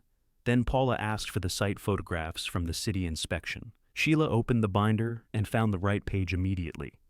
"The ceiling panel was lower in this picture," she said. Vernon came over. "She's right." They compared the photograph to the corridor. One loose panel had shifted farther from its frame. Without Sheila's records, Paula might have worked beneath it. They moved the lift, supported the panel, and lowered it safely. "That saved my head," Paula said. "It saved an hour," Vernon corrected. "It can save both." Sheila added the remove panel to the disposal list. The small success settled her. Her work did not need to look like lifting. By early afternoon, the corridor was cleared to the compressor room. Paula installed temporary lights along one wall, with cords protected under heavy covers. She checked every overhead section before allowing Sheila forward. The compressor room door had swollen at the bottom, just as Vernon warned. Paula worked a flat bar under the edge, while Vernon pulled the handle. The door opened 6 inches, then stopped against debris inside. No one pushed through. Paula reached around the door with a flashlight and looked first. Broken ceiling tile. Empty bucket. Some insulation on the floor. "Any standing water?" Sheila asked. "No." "Loose wire?" "Not where I can see." Vernon handed Paula a long-handled brush. She cleared the debris through the gap, then opened the door far enough to enter. She stayed inside for 10 minutes. When she returned, dust covered one knee of her work pants. "Room is dry," she said. "No live wiring. Compressor equipment is still anchored. We can make a marked path along the west side." "And the compartments?" Sheila asked. "Still there." Vernon closed his eyes briefly. He had trusted his memory, but memory was not steel. The confirmation relieved him. They entered one at a time. Large compressor housings filled the center of the room, dull green beneath years of dust. Pipes ran overhead. Along the north wall stood a row of metal doors, each about the size of a kitchen cabinet. The painted numbers began at 1. Sheila followed them to 12. Its door was newer than the others. The steel had less pitting, and the hinges were bolted into a reinforced frame. A narrow lock sat beneath a fixed handle. She stopped several feet away. "That's John's box," Vernon said. "You recognize it?" I watched him install it. Paula knelt without touching the door. No visible damage, no rust around the seam. The lock cover is closed. Sheila took the key from her purse. She did not remove it from the small cloth bag she had begun using to protect the teeth. "Does it fit?" Paula asked. "I'm not trying it today." Vernon looked surprised. "You spent all this money to stop at the door?" "I spent the money to reach it safely. And now? Now I find someone who can examine whatever is inside." "It could be old insurance papers," Paula said. "Then there'll still be old insurance papers tomorrow." Sheila had chased the key because she needed an answer. Now that the answer sat behind one lock, urgency no longer seemed wise. Jeremy had thrown away receipts because he decided what they meant before reading them. Sheila would not make the same kind of mistake in the other direction. She photographed the compartment from 3 angles. Paula measured the door and recorded the condition of the lock. Vernon signed the site log beneath a sentence stating that the compartment had not been opened. "Is this necessary?" he asked. "It may be." John would have opened it. John already knew what was in there. That ended the argument. They left the room and locked its swollen door with a temporary hasp Paula installed outside. Sheila kept that key too. At the manager's apartment, Paula replaced the temporary stair brace with a solid wooden rail until steel could be fabricated. Sheila climbed slowly, using her left hand. In daylight, the apartment looked less like a forgotten room and more like unfinished work. The kitchen floor needed replacing near the sink. One bedroom window had a cracked pane. The toilet tank was dry, and the water supply valve was frozen shut. Paula tested the walls again. "Most of the wiring will have to come out," she said. "The panel is too old, and somebody mixed copper and aluminum in the kitchen." "How much?" "I'll prepare a separate bid. Phased work, apartment first, then cold rooms if ownership and money allow. Include heat." "I will. And the outside stair. That's steel work. I'll get a price." Vernon opened the bedroom closet. John's old folding chair leaned against the wall. Beside it stood a broom, a coffee tin filled with screws, and a pair of roofing gloves hardened with tar. Sheila recognized them from the hardware store photograph. She touched the cuff of one glove. It was not evidence of ownership or a message intended for her. It was simply proof that John had spent real hours here, working until his hands needed protection. "Leave everything where it is," she said. Vernon closed the closet. They ate lunch at the round kitchen table. The kettle remained on the stove between them. Paula outlined the next practical steps. The city needed the second loading exit cleared and the south panels secured. The compressor path was safe for controlled access, but not public use. The apartment could not be occupied until water, heat, railings, and electrical service were corrected. "Can the deadline be met?" Sheila asked. "With money and no major surprise." "How much money? More than you have." Vernon opened his lunchbox. "You don't need the apartment to satisfy the current notice." "No," Sheila said, "but I need to know whether it can become usable."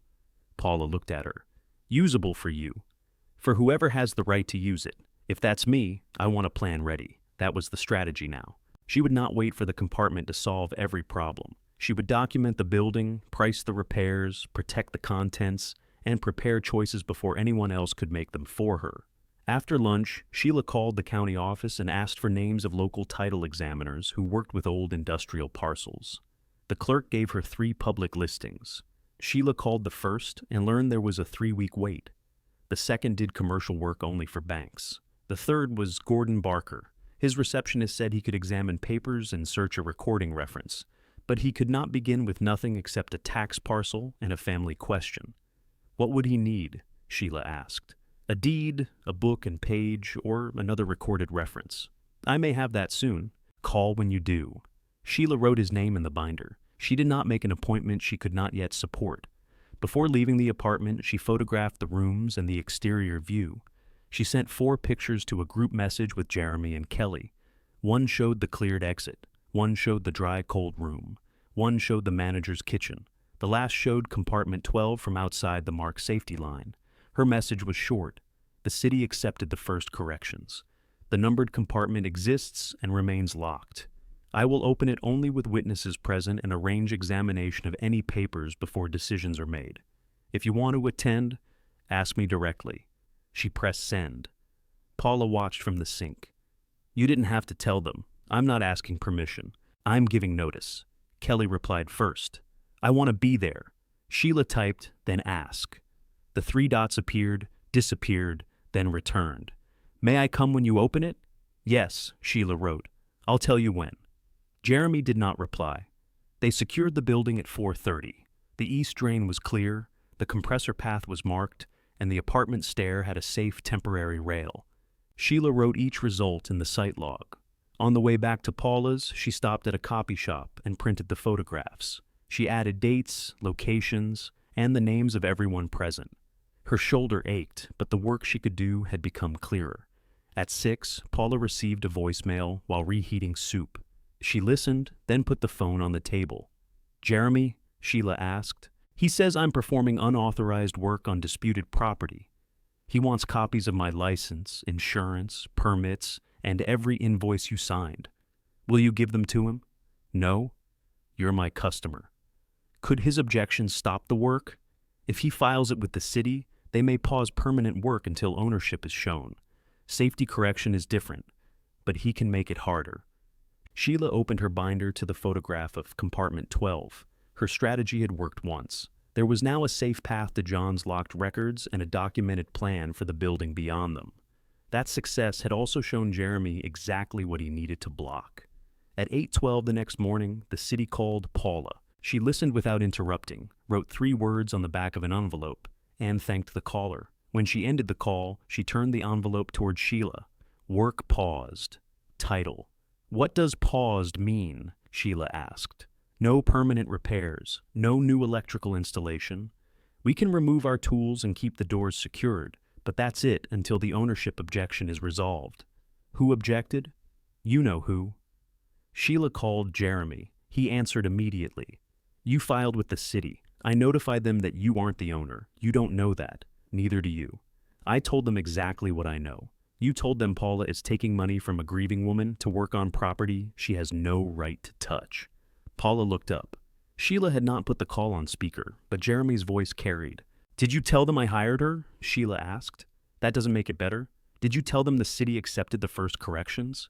I told them there's a conflict of interest. Paula wants a restoration contract. Of course she's going to say the building is worth saving. The accusation hurt because it used a true fact. Paula wanted paid work if the project continued. She had said so from the beginning. She gave me written prices, Sheila said. She told me what not to spend. That's between you and her. The city needs an owner, then help me find the owner. I am. The public record says the Cannery Company. Dad was only a mailing contact. He paid the taxes. With estate money, for all we know. His account records would show that. They aren't your records now. John's liquid estate belonged to Jeremy and Kelly. Sheila had known it in the lawyer's office. Hearing Jeremy use it to close another door made the loss fresh. If the payment came from our joint account before he died, it concerns me, she said. Then sign the disclaimer and we'll provide whatever statement you're entitled to. There was always an exchange, access for a signature, a room for a key, information for obedience. No. Then the work stays stopped. He ended the call. Paula put the envelope in Sheila's binder. He had a right to raise the title question, she said. You don't have to defend him. I'm defending my license. I should have expected the city to stop us once someone disputed authority. You followed their form. I did. Voluntary correction is one thing. Once you started discussing an apartment and later phases, it became a larger project. Sheila heard no blame in her voice, which made the responsibility harder to avoid. What does this cost you? 1 rescheduled service call, 2 days I billed to you, a material lift I can return. And the complaint? It's not a licensing complaint, not yet. It's an objection in the property file. He questioned your motive. He isn't wrong that I have one. I want the job if the project is real. You told me that. Yes. Now it needs to be written into the file. Full disclosure, I'll prepare a statement. Sheila sat at the kitchen table with the sling pressing against her neck. Paula's reputation had become part of a family fight because Sheila hired her. Good intentions did not erase that cost. You can step away, Sheila said. I can. Do you want to? No. I want clear authority and a signed contract. Sheila nodded. So do I. They drove to the cannery to collect the rented lift and loose tools. A bright orange notice had been attached beside the city's original paper. It prohibited further alteration until ownership or authorized control was established. The safety deadline remained in effect. Stop work, but keep the deadline, Sheila said. That's common, Paula replied. The rule belongs to the property, not to whoever is confused about it. The city had not removed Sheila's padlocks. She could secure the building, but not continue the next phase. The narrow permission felt almost mocking. Inside, yesterday's progress remained. The path was clear. The cold room floors were dry. Temporary light reached the compressor corridor. Paula unplugged each work light and coiled the cords. One by one, the corridor went dark again. Sheila stood near the loading door and watched the last light disappear. The material lift had already cost a full day's rental. Returning it early saved some money, but the cancellation fee and unused delivery charge remained. Paula added $190 to the invoice. Sheila wrote it into the register. Her available balance had fallen below $2,400. The clinic bill had not arrived yet. Vernon came through the east door carrying a thermos. Why is everything dark? Paula handed him the stop work notice. He read it twice. Jeremy? Yes, Sheila said. I can speak to him. No. He listened to me when he was younger. He listened because John stood behind you. Vernon could not argue with that.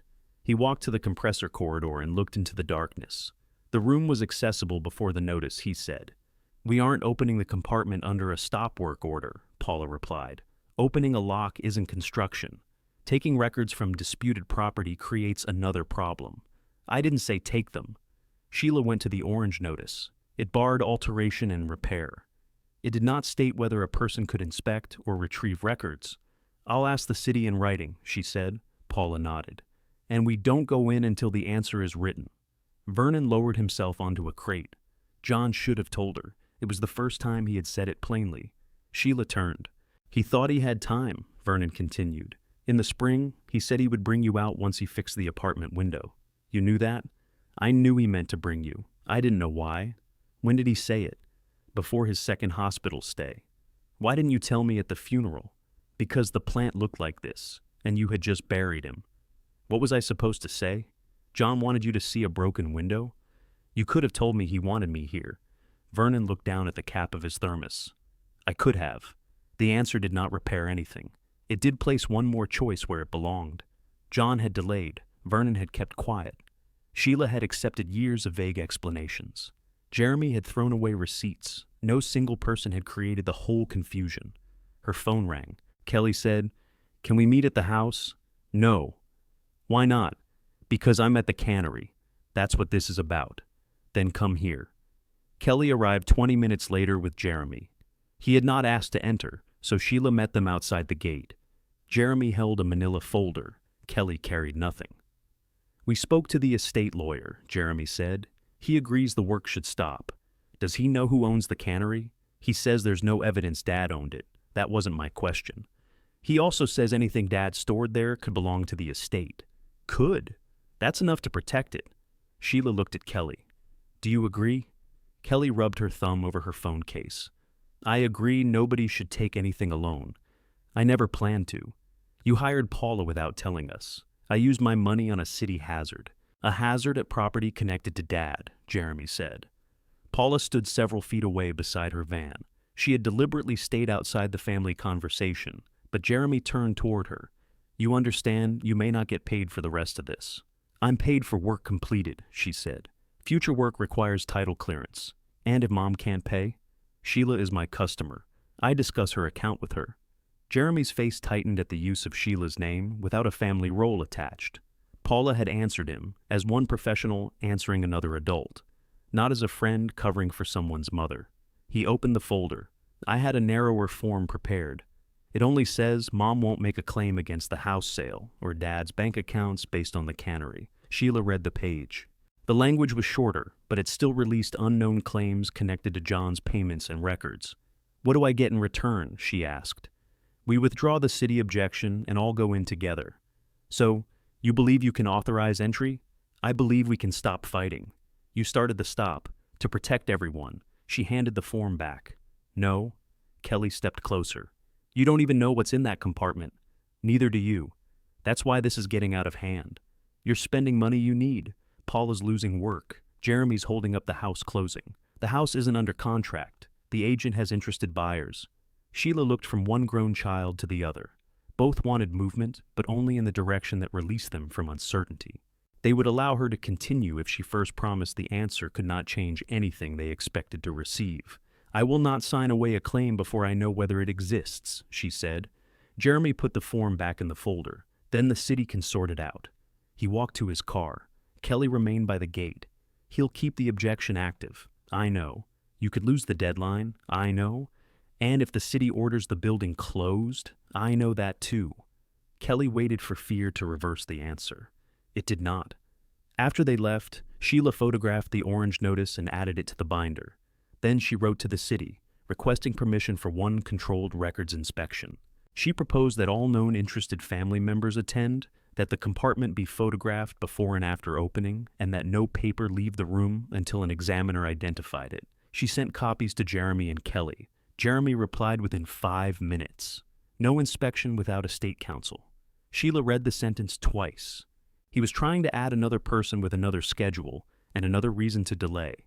She did not argue by message. Instead, she called Gordon Barker's office. She explained that a locked compartment might contain a deed or recording reference. That title was disputed and that the city had paused work.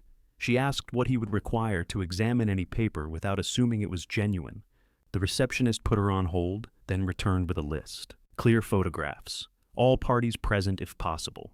The original left in place until Gordon arrived. Payment for travel, examination, and an archive search if a recording reference existed. The earliest appointment was 9 days away. Sheila booked it and paid the retainer from her remaining savings. When she ended the call, the orange notice moved in the wind against the fence. 9 days would come out of the same deadline as every repair. The fee would come out of money she might soon need for housing. She accepted both costs. The key was her only direct path to whatever John had protected. To use it without destroying its value, she would wait, open the compartment in front of the people resisting her, and let the paper say what it said. The city answered 2 days later. A controlled inspection was allowed. No construction could occur.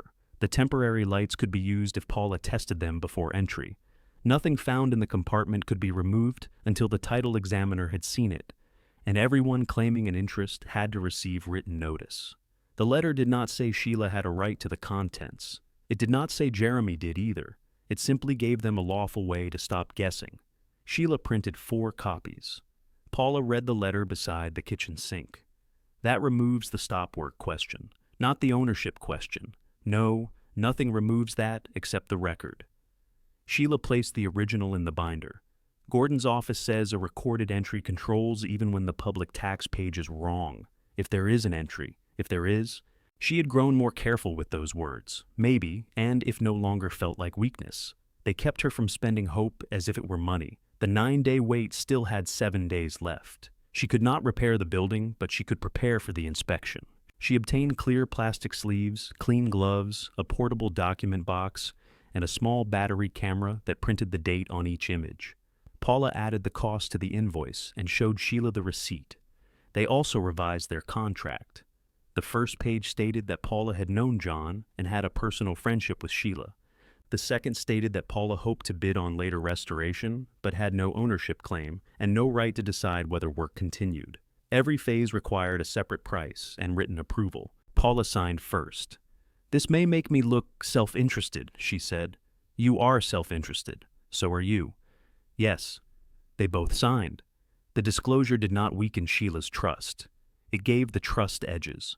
Vernon came over that afternoon. He brought a clean shop rag wrapped around a small bottle of lock lubricant. "We aren't using that," Paula said.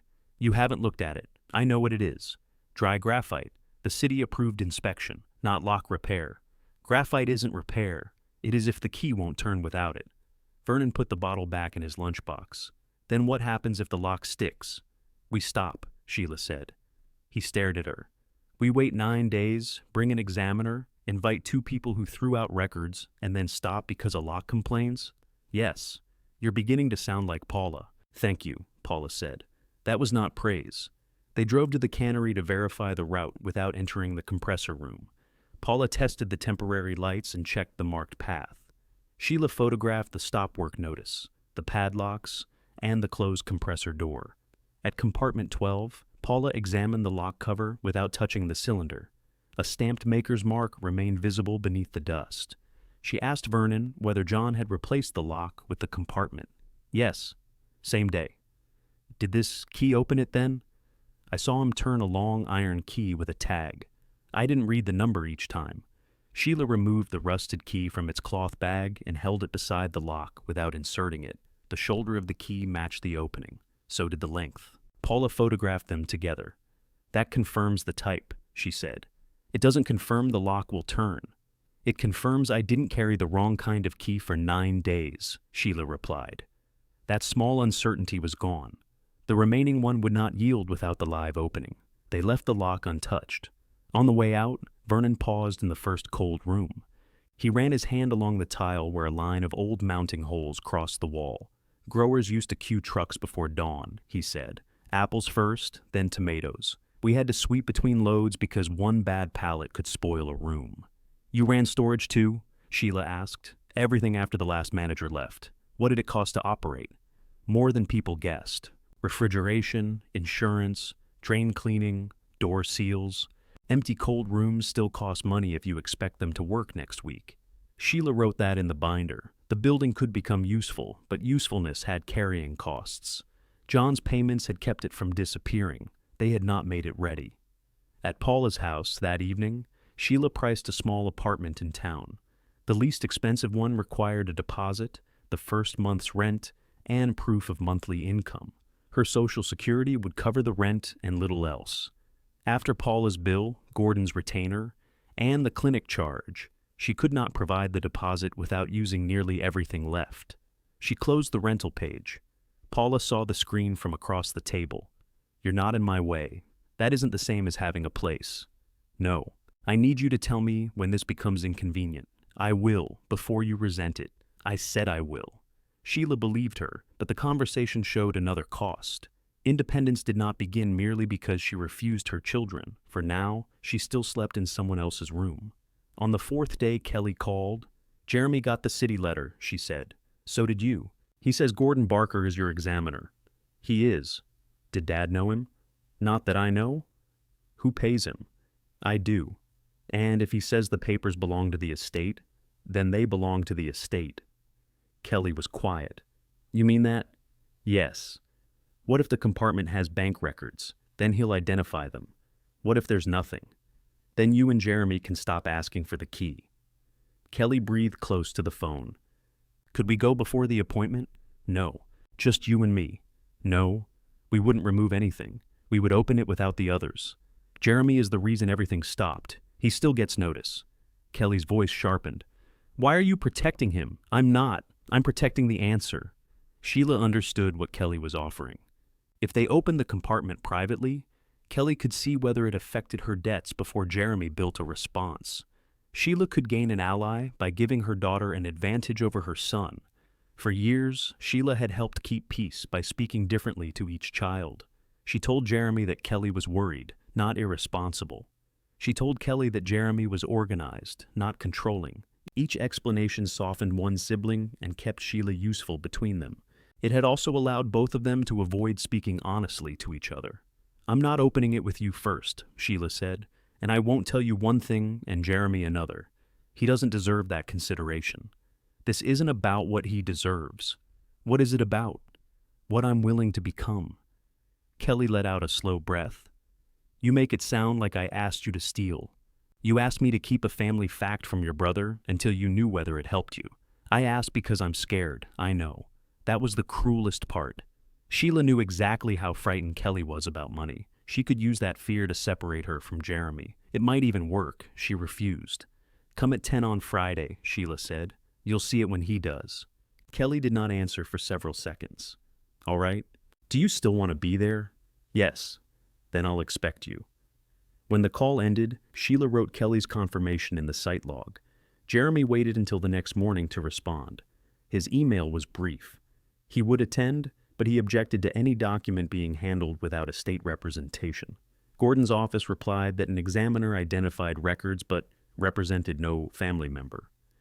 Jeremy could seek advice afterward. No one was required to sign anything at the site. Jeremy confirmed at 11:43. His agreement did not restore trust. It made the coming moment harder to avoid. The day before the inspection, Paula drove Sheila to the Cannery for one final safety check. Sheila's shoulder had improved enough to leave the sling off for short periods, though she still kept her right elbow close. They opened both exits. The drain remained clear. The temporary lights worked. The compressor room was dry. Vernon checked the compartment seal. John had placed a thin strip of red wax across the upper seam years ago. It had gathered dust, but remained unbroken. "I forgot about that," Vernon said. "Did he sign it?" Sheila asked. "No, just pressed it flat with his thumb."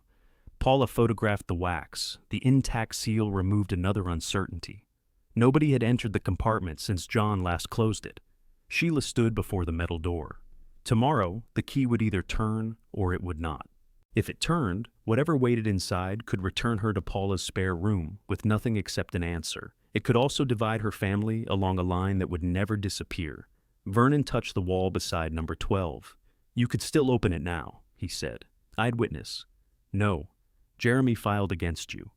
"I know. Kelly tried to get here first. She told me herself." "Then why give them equal footing?" "Because the papers should change what happens next, not who got to hide it first." Vernon withdrew his hand. Sheila locked the compressor room behind them and recorded the time. At the loading door, she placed the inspection notice inside a clear cover. It listed Friday at 10 and named every person expected. Paula drove them back in silence. That night, Sheila set out clean trousers, a white blouse, and the blue sweater. She packed the binder, camera, gloves, city letter, and key in a canvas bag. Then she called both children separately and gave each the same final instruction. "Be at the gate by 10. The door will not open until everyone is present." Kelly said she understood. Jeremy said, "I'll be there." Sheila placed the phone beside John's photograph. By insisting on one room, one time, and one truth, she had given up the easier advantage of secrecy. She had also made sure that whatever the key changed, no one could later claim it had happened behind their back. Friday morning was cool and windless. Sheila reached the gate at 9:20 and found Vernon waiting in his sedan. "You said 10, she told him. "I wanted a good parking place. There are 40 empty spaces. Then I chose well." Paula arrived next. She tested the temporary lighting, checked both exits, and signed the site log. Gordon Barker pulled in at 9:48, carrying a leather case and a portable scanner. He wore an ordinary brown jacket and shoes that had collected dust from many property visits. He shook Sheila's hand, then asked to see the city letter, her identification, and the unopened key bag. "I don't decide who deserves anything," he said. "I identify the paper, compare it to public records, and explain what those records establish. If the compartment contains something else, I stop." "Something else such as what?" Sheila asked. "Money, personal property, records outside my field. There's only supposed to be one document set. Supposed to be is why I'm here." Kelly arrived at 9:55. She hugged Sheila carefully, avoiding the sore shoulder. The gesture was familiar, but her body remained tense. "Did Jeremy come?" she asked. "Not yet." At 10, his car was still absent. No one entered. At 10:06, Kelly checked the road. "Maybe he thought we said 10:30. "He confirmed 10, Sheila said. At 10:11, Jeremy drove through the gate and parked across the loading lane. He got out carrying the same manila folder he had brought before. "You're blocking the exit," Paula said. "It'll take 5 minutes. Move the car." He looked toward the loading door, then moved it. That small compliance took longer than it should have, but Paula did not thank him for following a safety rule. At the gate, Gordon explained the procedure. Everyone would enter together. The compartment would be photographed before opening. Sheila would use the key. Gordon would handle any papers first, wearing gloves. Nothing would leave until he identified it and recorded its condition. Jeremy opened his folder. "Before we go in, I want my objection noted." Gordon held out the site log. "Write it there." Jeremy had expected an argument. Instead, he was given a blank line and asked to commit his position in his own handwriting. He wrote for nearly a minute. "This property belongs to the old Cannery company," he said while he signed. "The county page shows that. My father paid some bills and stored records here, but that doesn't make Mom the owner. Anything he placed in the compartment is part of his estate unless a valid record says otherwise." Kelly looked at the ground. Jeremy continued. "Opening this box shouldn't be treated as accepting any claim based on what's inside." Gordon read the note. "That is clear. Do you agree?" "I agree that you wrote it clearly." Vernon coughed into his hand to cover a laugh. Sheila signed beneath Jeremy's objection. She wrote only that she requested examination and made no claim beyond what the records supported. Gordon looked at Kelly. "Do you want to state a position? I want to know what Dad kept. That's also clear." They entered. Paula led, followed by Gordon, Sheila, Kelly, Jeremy, and Vernon. The temporary lights cast white circles along the corridor. Their footsteps changed from dull thuds on concrete to sharper sounds on the compressor room tile. At the north wall, the red wax seal remained intact. Gordon photographed the whole row of compartments, then number 12, then the seal and lock. He measured the door and recorded the maker's mark. "Mrs. Simmons, show me the key." Sheila removed it from the cloth bag. Rust darkened the shaft and filled the edges of the tag. The stamped number remained readable. Jeremy stood with his arms folded. Dad had dozens of old keys. "This one matches the lock type," Paula said. "That doesn't prove what's inside." "No," Sheila replied. "That's why we open it." Gordon photographed the key beside the lock without allowing either to touch. Then he stepped back. Sheila took her place before the compartment. Her right shoulder had improved, but she used her left hand. She lifted the lock cover and inserted the key. It entered halfway, caught, then moved again when she adjusted the angle. Vernon leaned forward. "Don't force it," Paula said. "I'm not." Sheila pushed until the shoulder of the key met the lock. Then she turned it. The cylinder resisted for one long second.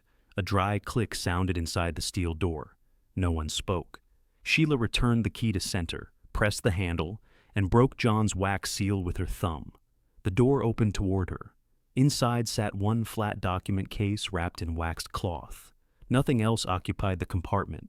No cash, no jewelry, no second key, no box behind the box. Gordon photographed it in place. "May I remove the case for examination?" he asked. "Yes," Sheila said.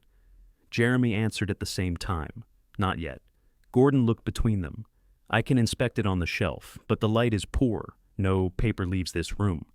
Jeremy nodded once. "Fine." Gordon lifted the case onto a folding table Paula had set inside the marked path.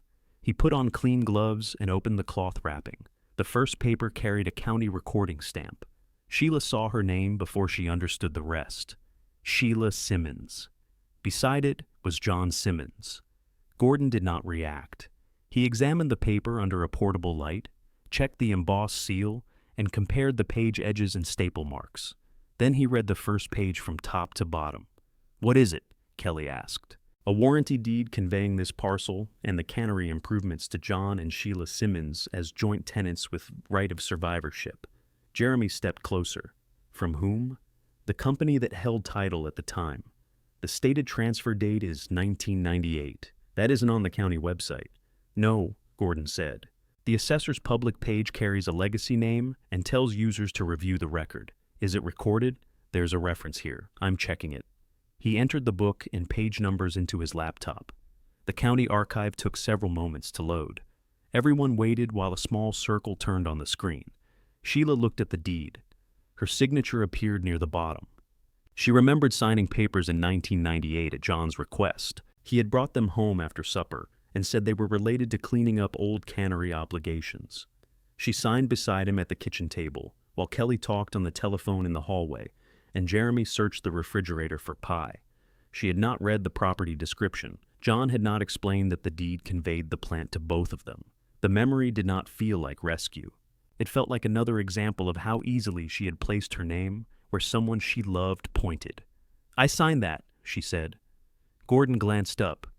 "Does the signature appear to be yours?" "Yes." "Do you remember signing?" "I remember the page. I didn't understand what it was." Jeremy seized on that. "Then it could have been anything."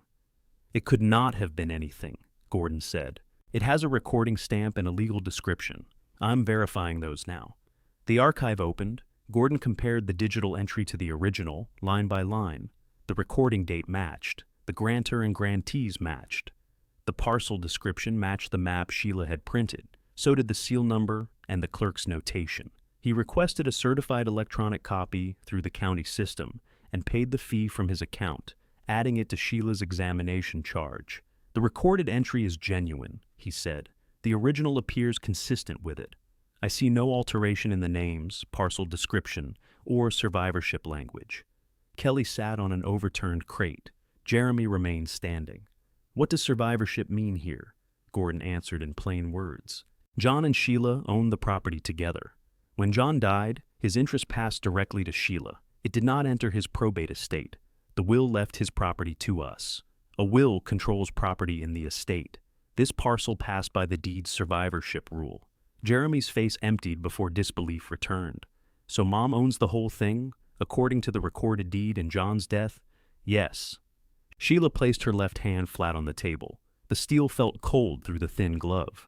Gordon examined the remaining pages. They were tax receipts arranged by year, each marked with the same parcel description and recording reference.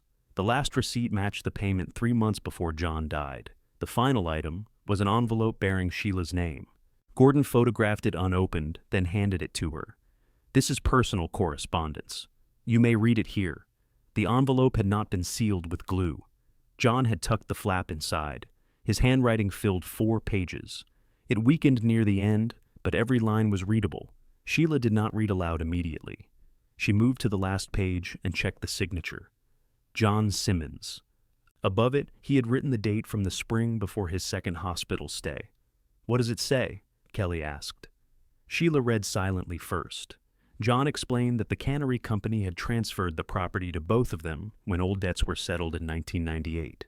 He had kept paying the taxes and repairing the worst damage because he wanted Sheila to have something outside the house and his estate. He believed the cold rooms and loading space could earn money again. The manager's apartment could give her a home if the family house ever became unavailable. He had installed compartment 12 11 years before his death because the public parcel listing was wrong, and he feared the original deed would be lost among company records.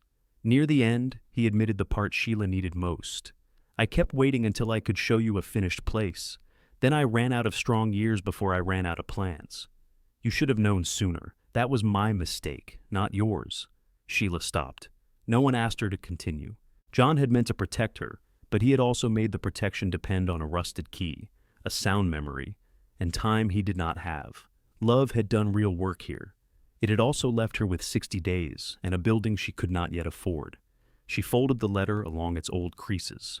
Jeremy looked toward the compressor equipment. Dad never said any of this. He didn't tell me either, Sheila said. That doesn't make sense.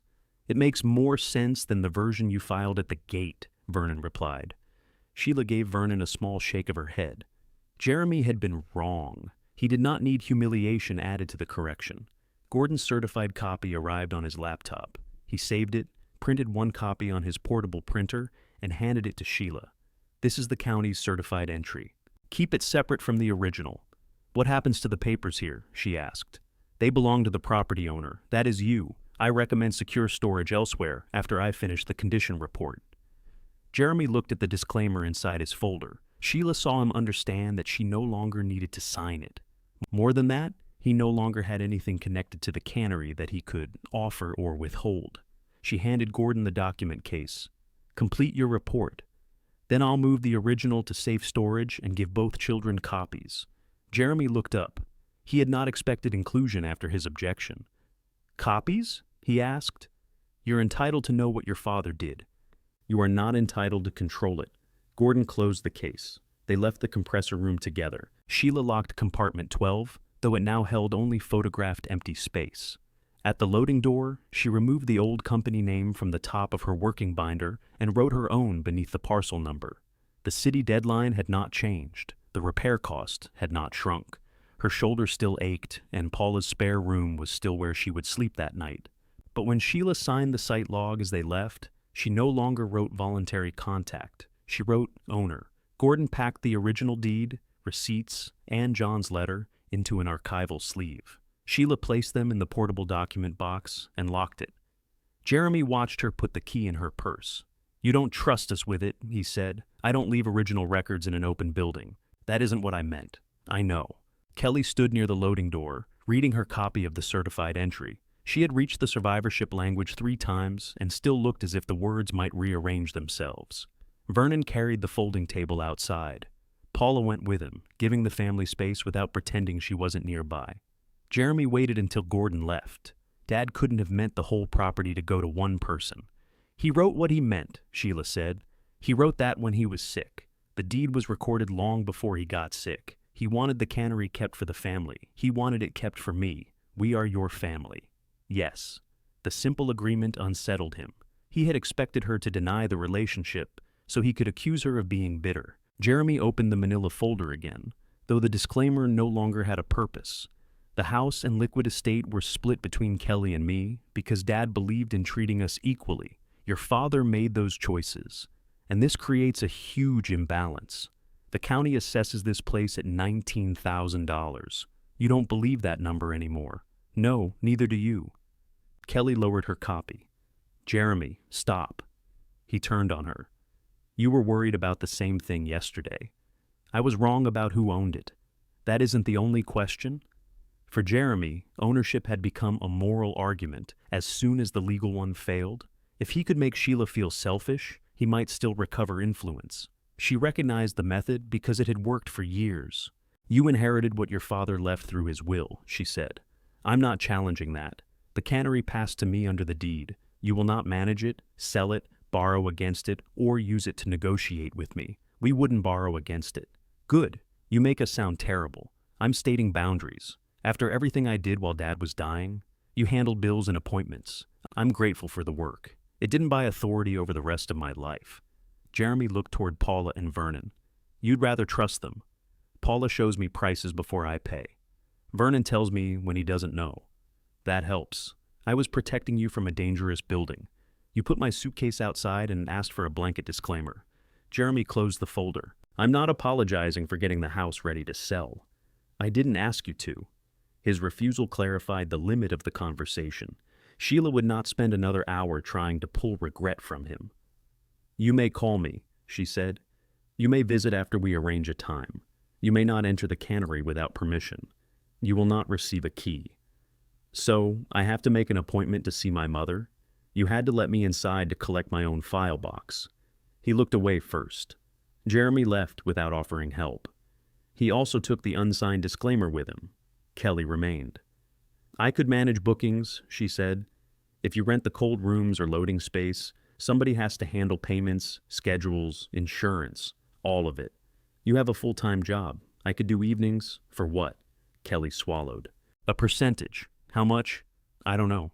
We could work that out. You need money. Yes. Then say that first. I need money." It was more honest than the proposal, but it did not make the proposal good. "I won't hire you," Sheila said. "Because of the suitcase?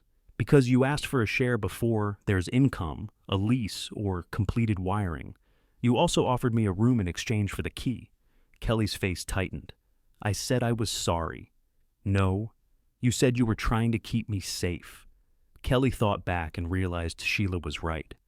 "I'm sorry," she said. Sheila accepted that Kelly meant it. She also knew meaning it today did not restore trust tomorrow. "Thank you," she said. "That's all?" "That's the apology. The relationship takes longer." Kelly folded her copy and slipped it into her purse. "What do I do? Bring me every bank statement with my name on it.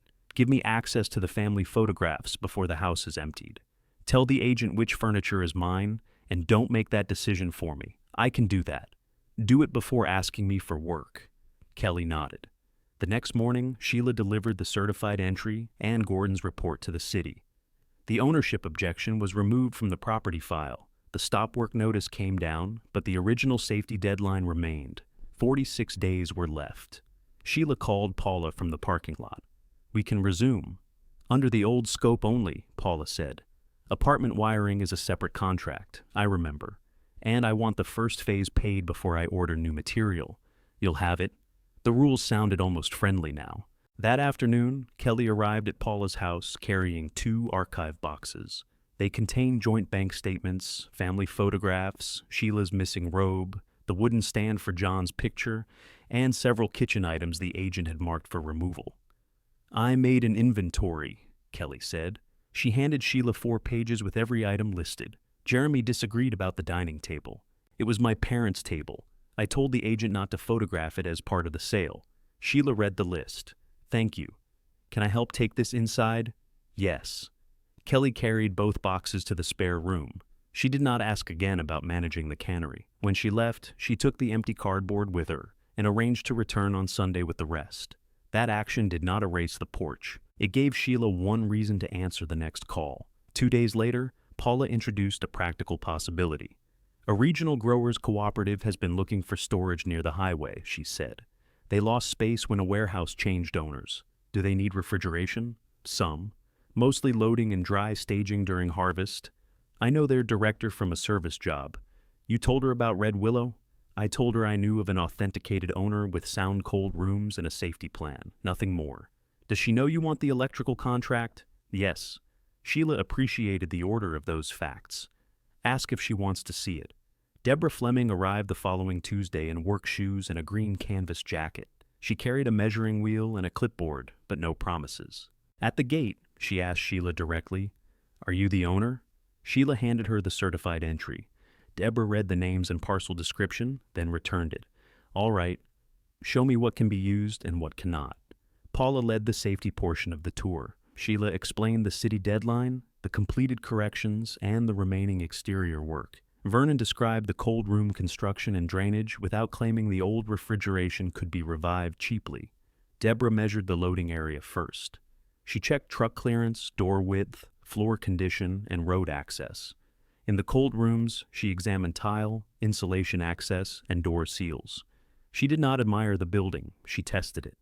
"What electrical service can you provide?" she asked. "New distribution in phases," Paula said. "Apartment and safety first. Storage service after a load study." "What about refrigeration?" "New equipment. The old compressors are not part of my proposal." Deborah wrote that down. The cooperative needed dry storage immediately after basic compliance. Refrigerated use could follow later. They would install their own movable racks and pay for refrigeration equipment specific to their operation if the lease ran long enough.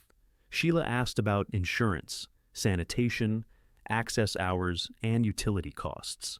Vernon watched her with quiet approval. She had learned to ask who paid before asking what something earned. They finished in the manager's apartment. Deborah stood at the kitchen window, looking over the loading yard. "We don't need this portion," she said. "It will remain separate." "Good. We need clear boundaries if somebody lives on site. Somebody may." Deborah returned to the cold room corridor and looked once more at the dry floors. "I can offer $4,800 a month for the loading area, 3 cold rooms, and scheduled truck access. That begins after the city accepts the safety work and our insurer approves the site." She spoke to Sheila, not Paula, Vernon, or the memory of John. "How long?" Sheila asked. "Initial 3 years, with renewal terms. You remain responsible for the building shell and base electrical service. We carry our operations and equipment. Send it in writing." "I will." Deborah left after 1 hour. She had performed her function and made no attempt to become part of the family story around the property. Paula waited until her car disappeared.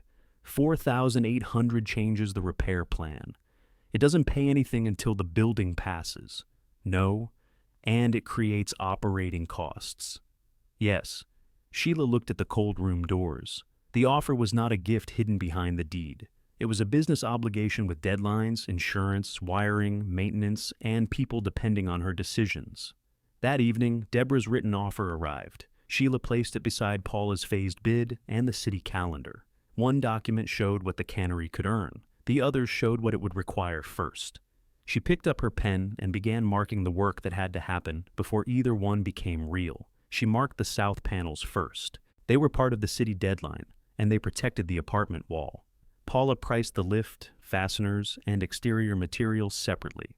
Sheila approved only the section needed to close the openings. The remaining panels could wait until lease income began. For the next 3 weeks, the cannery ran by lists. Paula worked from written scopes. Vernon inspected the drains every morning and signed the site log. Sheila ordered materials, tracked receipts, and paid each invoice after checking the completed work. Her shoulder improved because she finally obeyed its limits. She carried small boxes with her left arm and used a cart for everything else. When pain started near her neck, she stopped before Paula told her to. The second loading exit opened on a Wednesday afternoon. The new exterior panels went up 2 days later. Water service to the building passed a pressure test, though the apartment sink needed new pipes. Paula installed safe lighting along the loading area and cold room corridor. At the end of each day, Sheila walked the route with her checklist. The building looked different under steady light. Damage remained, but no one had to guess where it was. Deborah returned the written lease with 2 changes Sheila requested. The cooperative would pay its own equipment costs, and truck access would end before the apartment's evening quiet hours. Sheila remained responsible for the walls, roof, basic electrical service, and drains. They signed at the round table in the manager's kitchen. Deborah handed the pen directly to Sheila. "The first payment begins when our storage access begins," she said. "And access begins after the city signs off. Yes, if your insurer delays, we don't occupy and we don't pay." Sheila appreciated the plain answer. They shook hands. On the 49th day, the city inspector returned. He tested both exits, checked the panels, examined the electrical work, and watched water disappear through the cleared drains. "The current order is satisfied," he said. "Can the cooperative begin using the approved areas after its own insurance and use requirements are complete? That's already scheduled." He signed the final page. Sheila did not cheer. She called Paula and Vernon over, showed them the signature, and made 3 copies before the inspector left. Vernon read the page slowly. John would have framed this. John kept tax receipts in a steel wall. He believed in storage. The cooperative's insurer approved the loading area and 3 cold rooms the following week. Deborah arrived with steel racks, pallet markers, and a crew that knew where everything belonged. The first truck carried boxed onions and sealed containers of apples. Sheila stood beside the loading door with the site schedule in her hand. Drivers signed in before unloading. Nobody blocked an exit. At noon, Deborah gave Sheila the first monthly payment for $4,800. It entered a business account Sheila had opened in her own name. She paid Paula's outstanding invoice, set aside money for taxes and insurance, and left the rest for the apartment phase. She did not treat the first payment as spending money. The roof still needed inspections. The drains needed cleaning. The cooperative expected working doors every morning. The cannery had become income, but income brought people who could be harmed by carelessness. That duty was part of its value. Kelly returned twice during the final work. The first time, she brought the dining table and 6 chairs from the family house. The agent had objected to removing them before photographs, but Kelly had shown him Sheila's inventory and insisted. She waited at the gate until Sheila came down. "May I bring them into the apartment?" she asked. "Yes." Kelly carried each chair upstairs with Paula. She set the table beneath the kitchen window, then wiped the dust from its legs. "I remember doing homework here," she said. "That was a different kitchen, same table." "Yes." Kelly did not use the memory to ask for a job. Before leaving, she handed Sheila a folder containing the last joint bank statements and a written list of family photographs, still at the house. "Tell me which ones you want copied," she said. "I won't separate the originals until you choose." Sheila selected them the following Sunday. Kelly sat beside her on the floor and wrote names on removable notes. When she was unsure, she asked. The work took 3 hours. At the end, Kelly said, "I'm still in debt. I know. I wanted the cannery to fix that. I know. I'm not asking now." Sheila placed another photograph in the copy pile. "That helps." Their relationship did not return to what it had been. It became slower and more accurate. Jeremy stayed away for nearly a month. Then he called on a Saturday morning. "Can I come by?" he asked. Sheila looked at the loading schedule. After 3. "Do I need a reason?" "No. You need a time." He arrived at 3:10, carrying John's green metal tool chest. It had been stored beneath the basement stairs at the house. "This should be here," he said. Sheila opened it. John's level, roofing knife, and socket set lay in their fitted trays. Jeremy had cleaned the dirt from the handles without polishing away the wear. "Thank you," she said. He looked through the loading door. The cooperative's racks stood in straight rows beneath new lights. "You got the full amount Deborah offered?" "Yes, every month?" "Under the lease." He nodded. Dad knew what he was doing. Sometimes. Jeremy heard the correction. "I still think he should have divided it," he said. "You're allowed to think that." "You don't care?" "I care. It doesn't change the deed." He looked toward the stairs to the apartment. "Can I see where you're living?" "It isn't finished. I can come another time." Sheila considered him, then unlocked the stair gate. "You may see it now. Don't open cabinets or drawers." His face tightened at the rule. He followed it anyway. Upstairs, the apartment had new wiring, working water, and a compact heat pump mounted above the living room door. The cracked window had been replaced. The kitchen floor remained bare near the sink, waiting for tile. Jeremy stood beside the table. "You brought this from the house." Kelly did. "I know." He placed his hand on the back of a chair, but did not sit. "I shouldn't have left your suitcase outside," he said. "No. I thought if we moved fast, none of us would get stuck." "You move me." "I know." The apology was late and incomplete. He did not ask forgiveness, and Sheila did not give it. When he left, he asked when he could come again. "Call first," she said. He did. The second visit happened 2 weeks later. He brought rye bread from the same grocery store Sheila had visited on the morning of the porch. This time, he carried it into the apartment only after she opened the door. They drank coffee for 20 minutes. He did not discuss the house sale, the deed, or the lease. When he left, he took his cup to the sink. That was not restoration. It was one ordinary act performed under a new rule. Sheila was willing to see whether another would follow. By late summer, the apartment passed its occupancy inspection. Paula installed the last outlet cover herself, then gave Sheila the final invoice and every warranty in a labeled folder. "No surprises?" Paula said. There were plenty, none on the invoice. Sheila paid her. Vernon received a small monthly consulting fee for checking the drains, doors, and loading log twice a week. He objected for 4 minutes, then asked whether taxes had been withheld. In the unused loading wing, Sheila marked out 3 affordable work bays. One went to a woman who made preserves for local stores. Another went to a small salsa business that needed washable tables and reliable storage. The third remained available by the week for food makers who could not afford a full commercial lease. Sheila reviewed each agreement at the round kitchen table. Nobody received a key without signing the access rules. Nobody was asked to trust a promise that should have been written down. The cooperative kept the larger rooms busy. Trucks arrived in the morning and left before evening. Paula's lights came on, section by section, warm squares appearing along the brick wall. Sheila moved out of Paula's spare room on a Friday. Paula carried the light end of the suitcase upstairs. Sheila rolled the heavy end over each step with a strap, protecting her shoulder. In the bedroom, she opened the case on the repaired floor. She hung every blouse herself. The brown socks went into the top drawer. John's photograph stood on its wooden base beside the bed. She folded the empty suitcase and placed it inside the closet. Then she gave Paula back the brass house key. "Keep it," Paula said. "I have my own. You can have 2 places where the door opens." Sheila closed Paula's fingers around the key, then hugged her. The next morning, Kelly came for breakfast. Jeremy called before stopping by the following week. Neither received an apartment key. Both were welcomed when Sheila chose to open the door. If stories about reclaiming dignity after family abandonment matter to you, subscribe and return for the next inheritance story.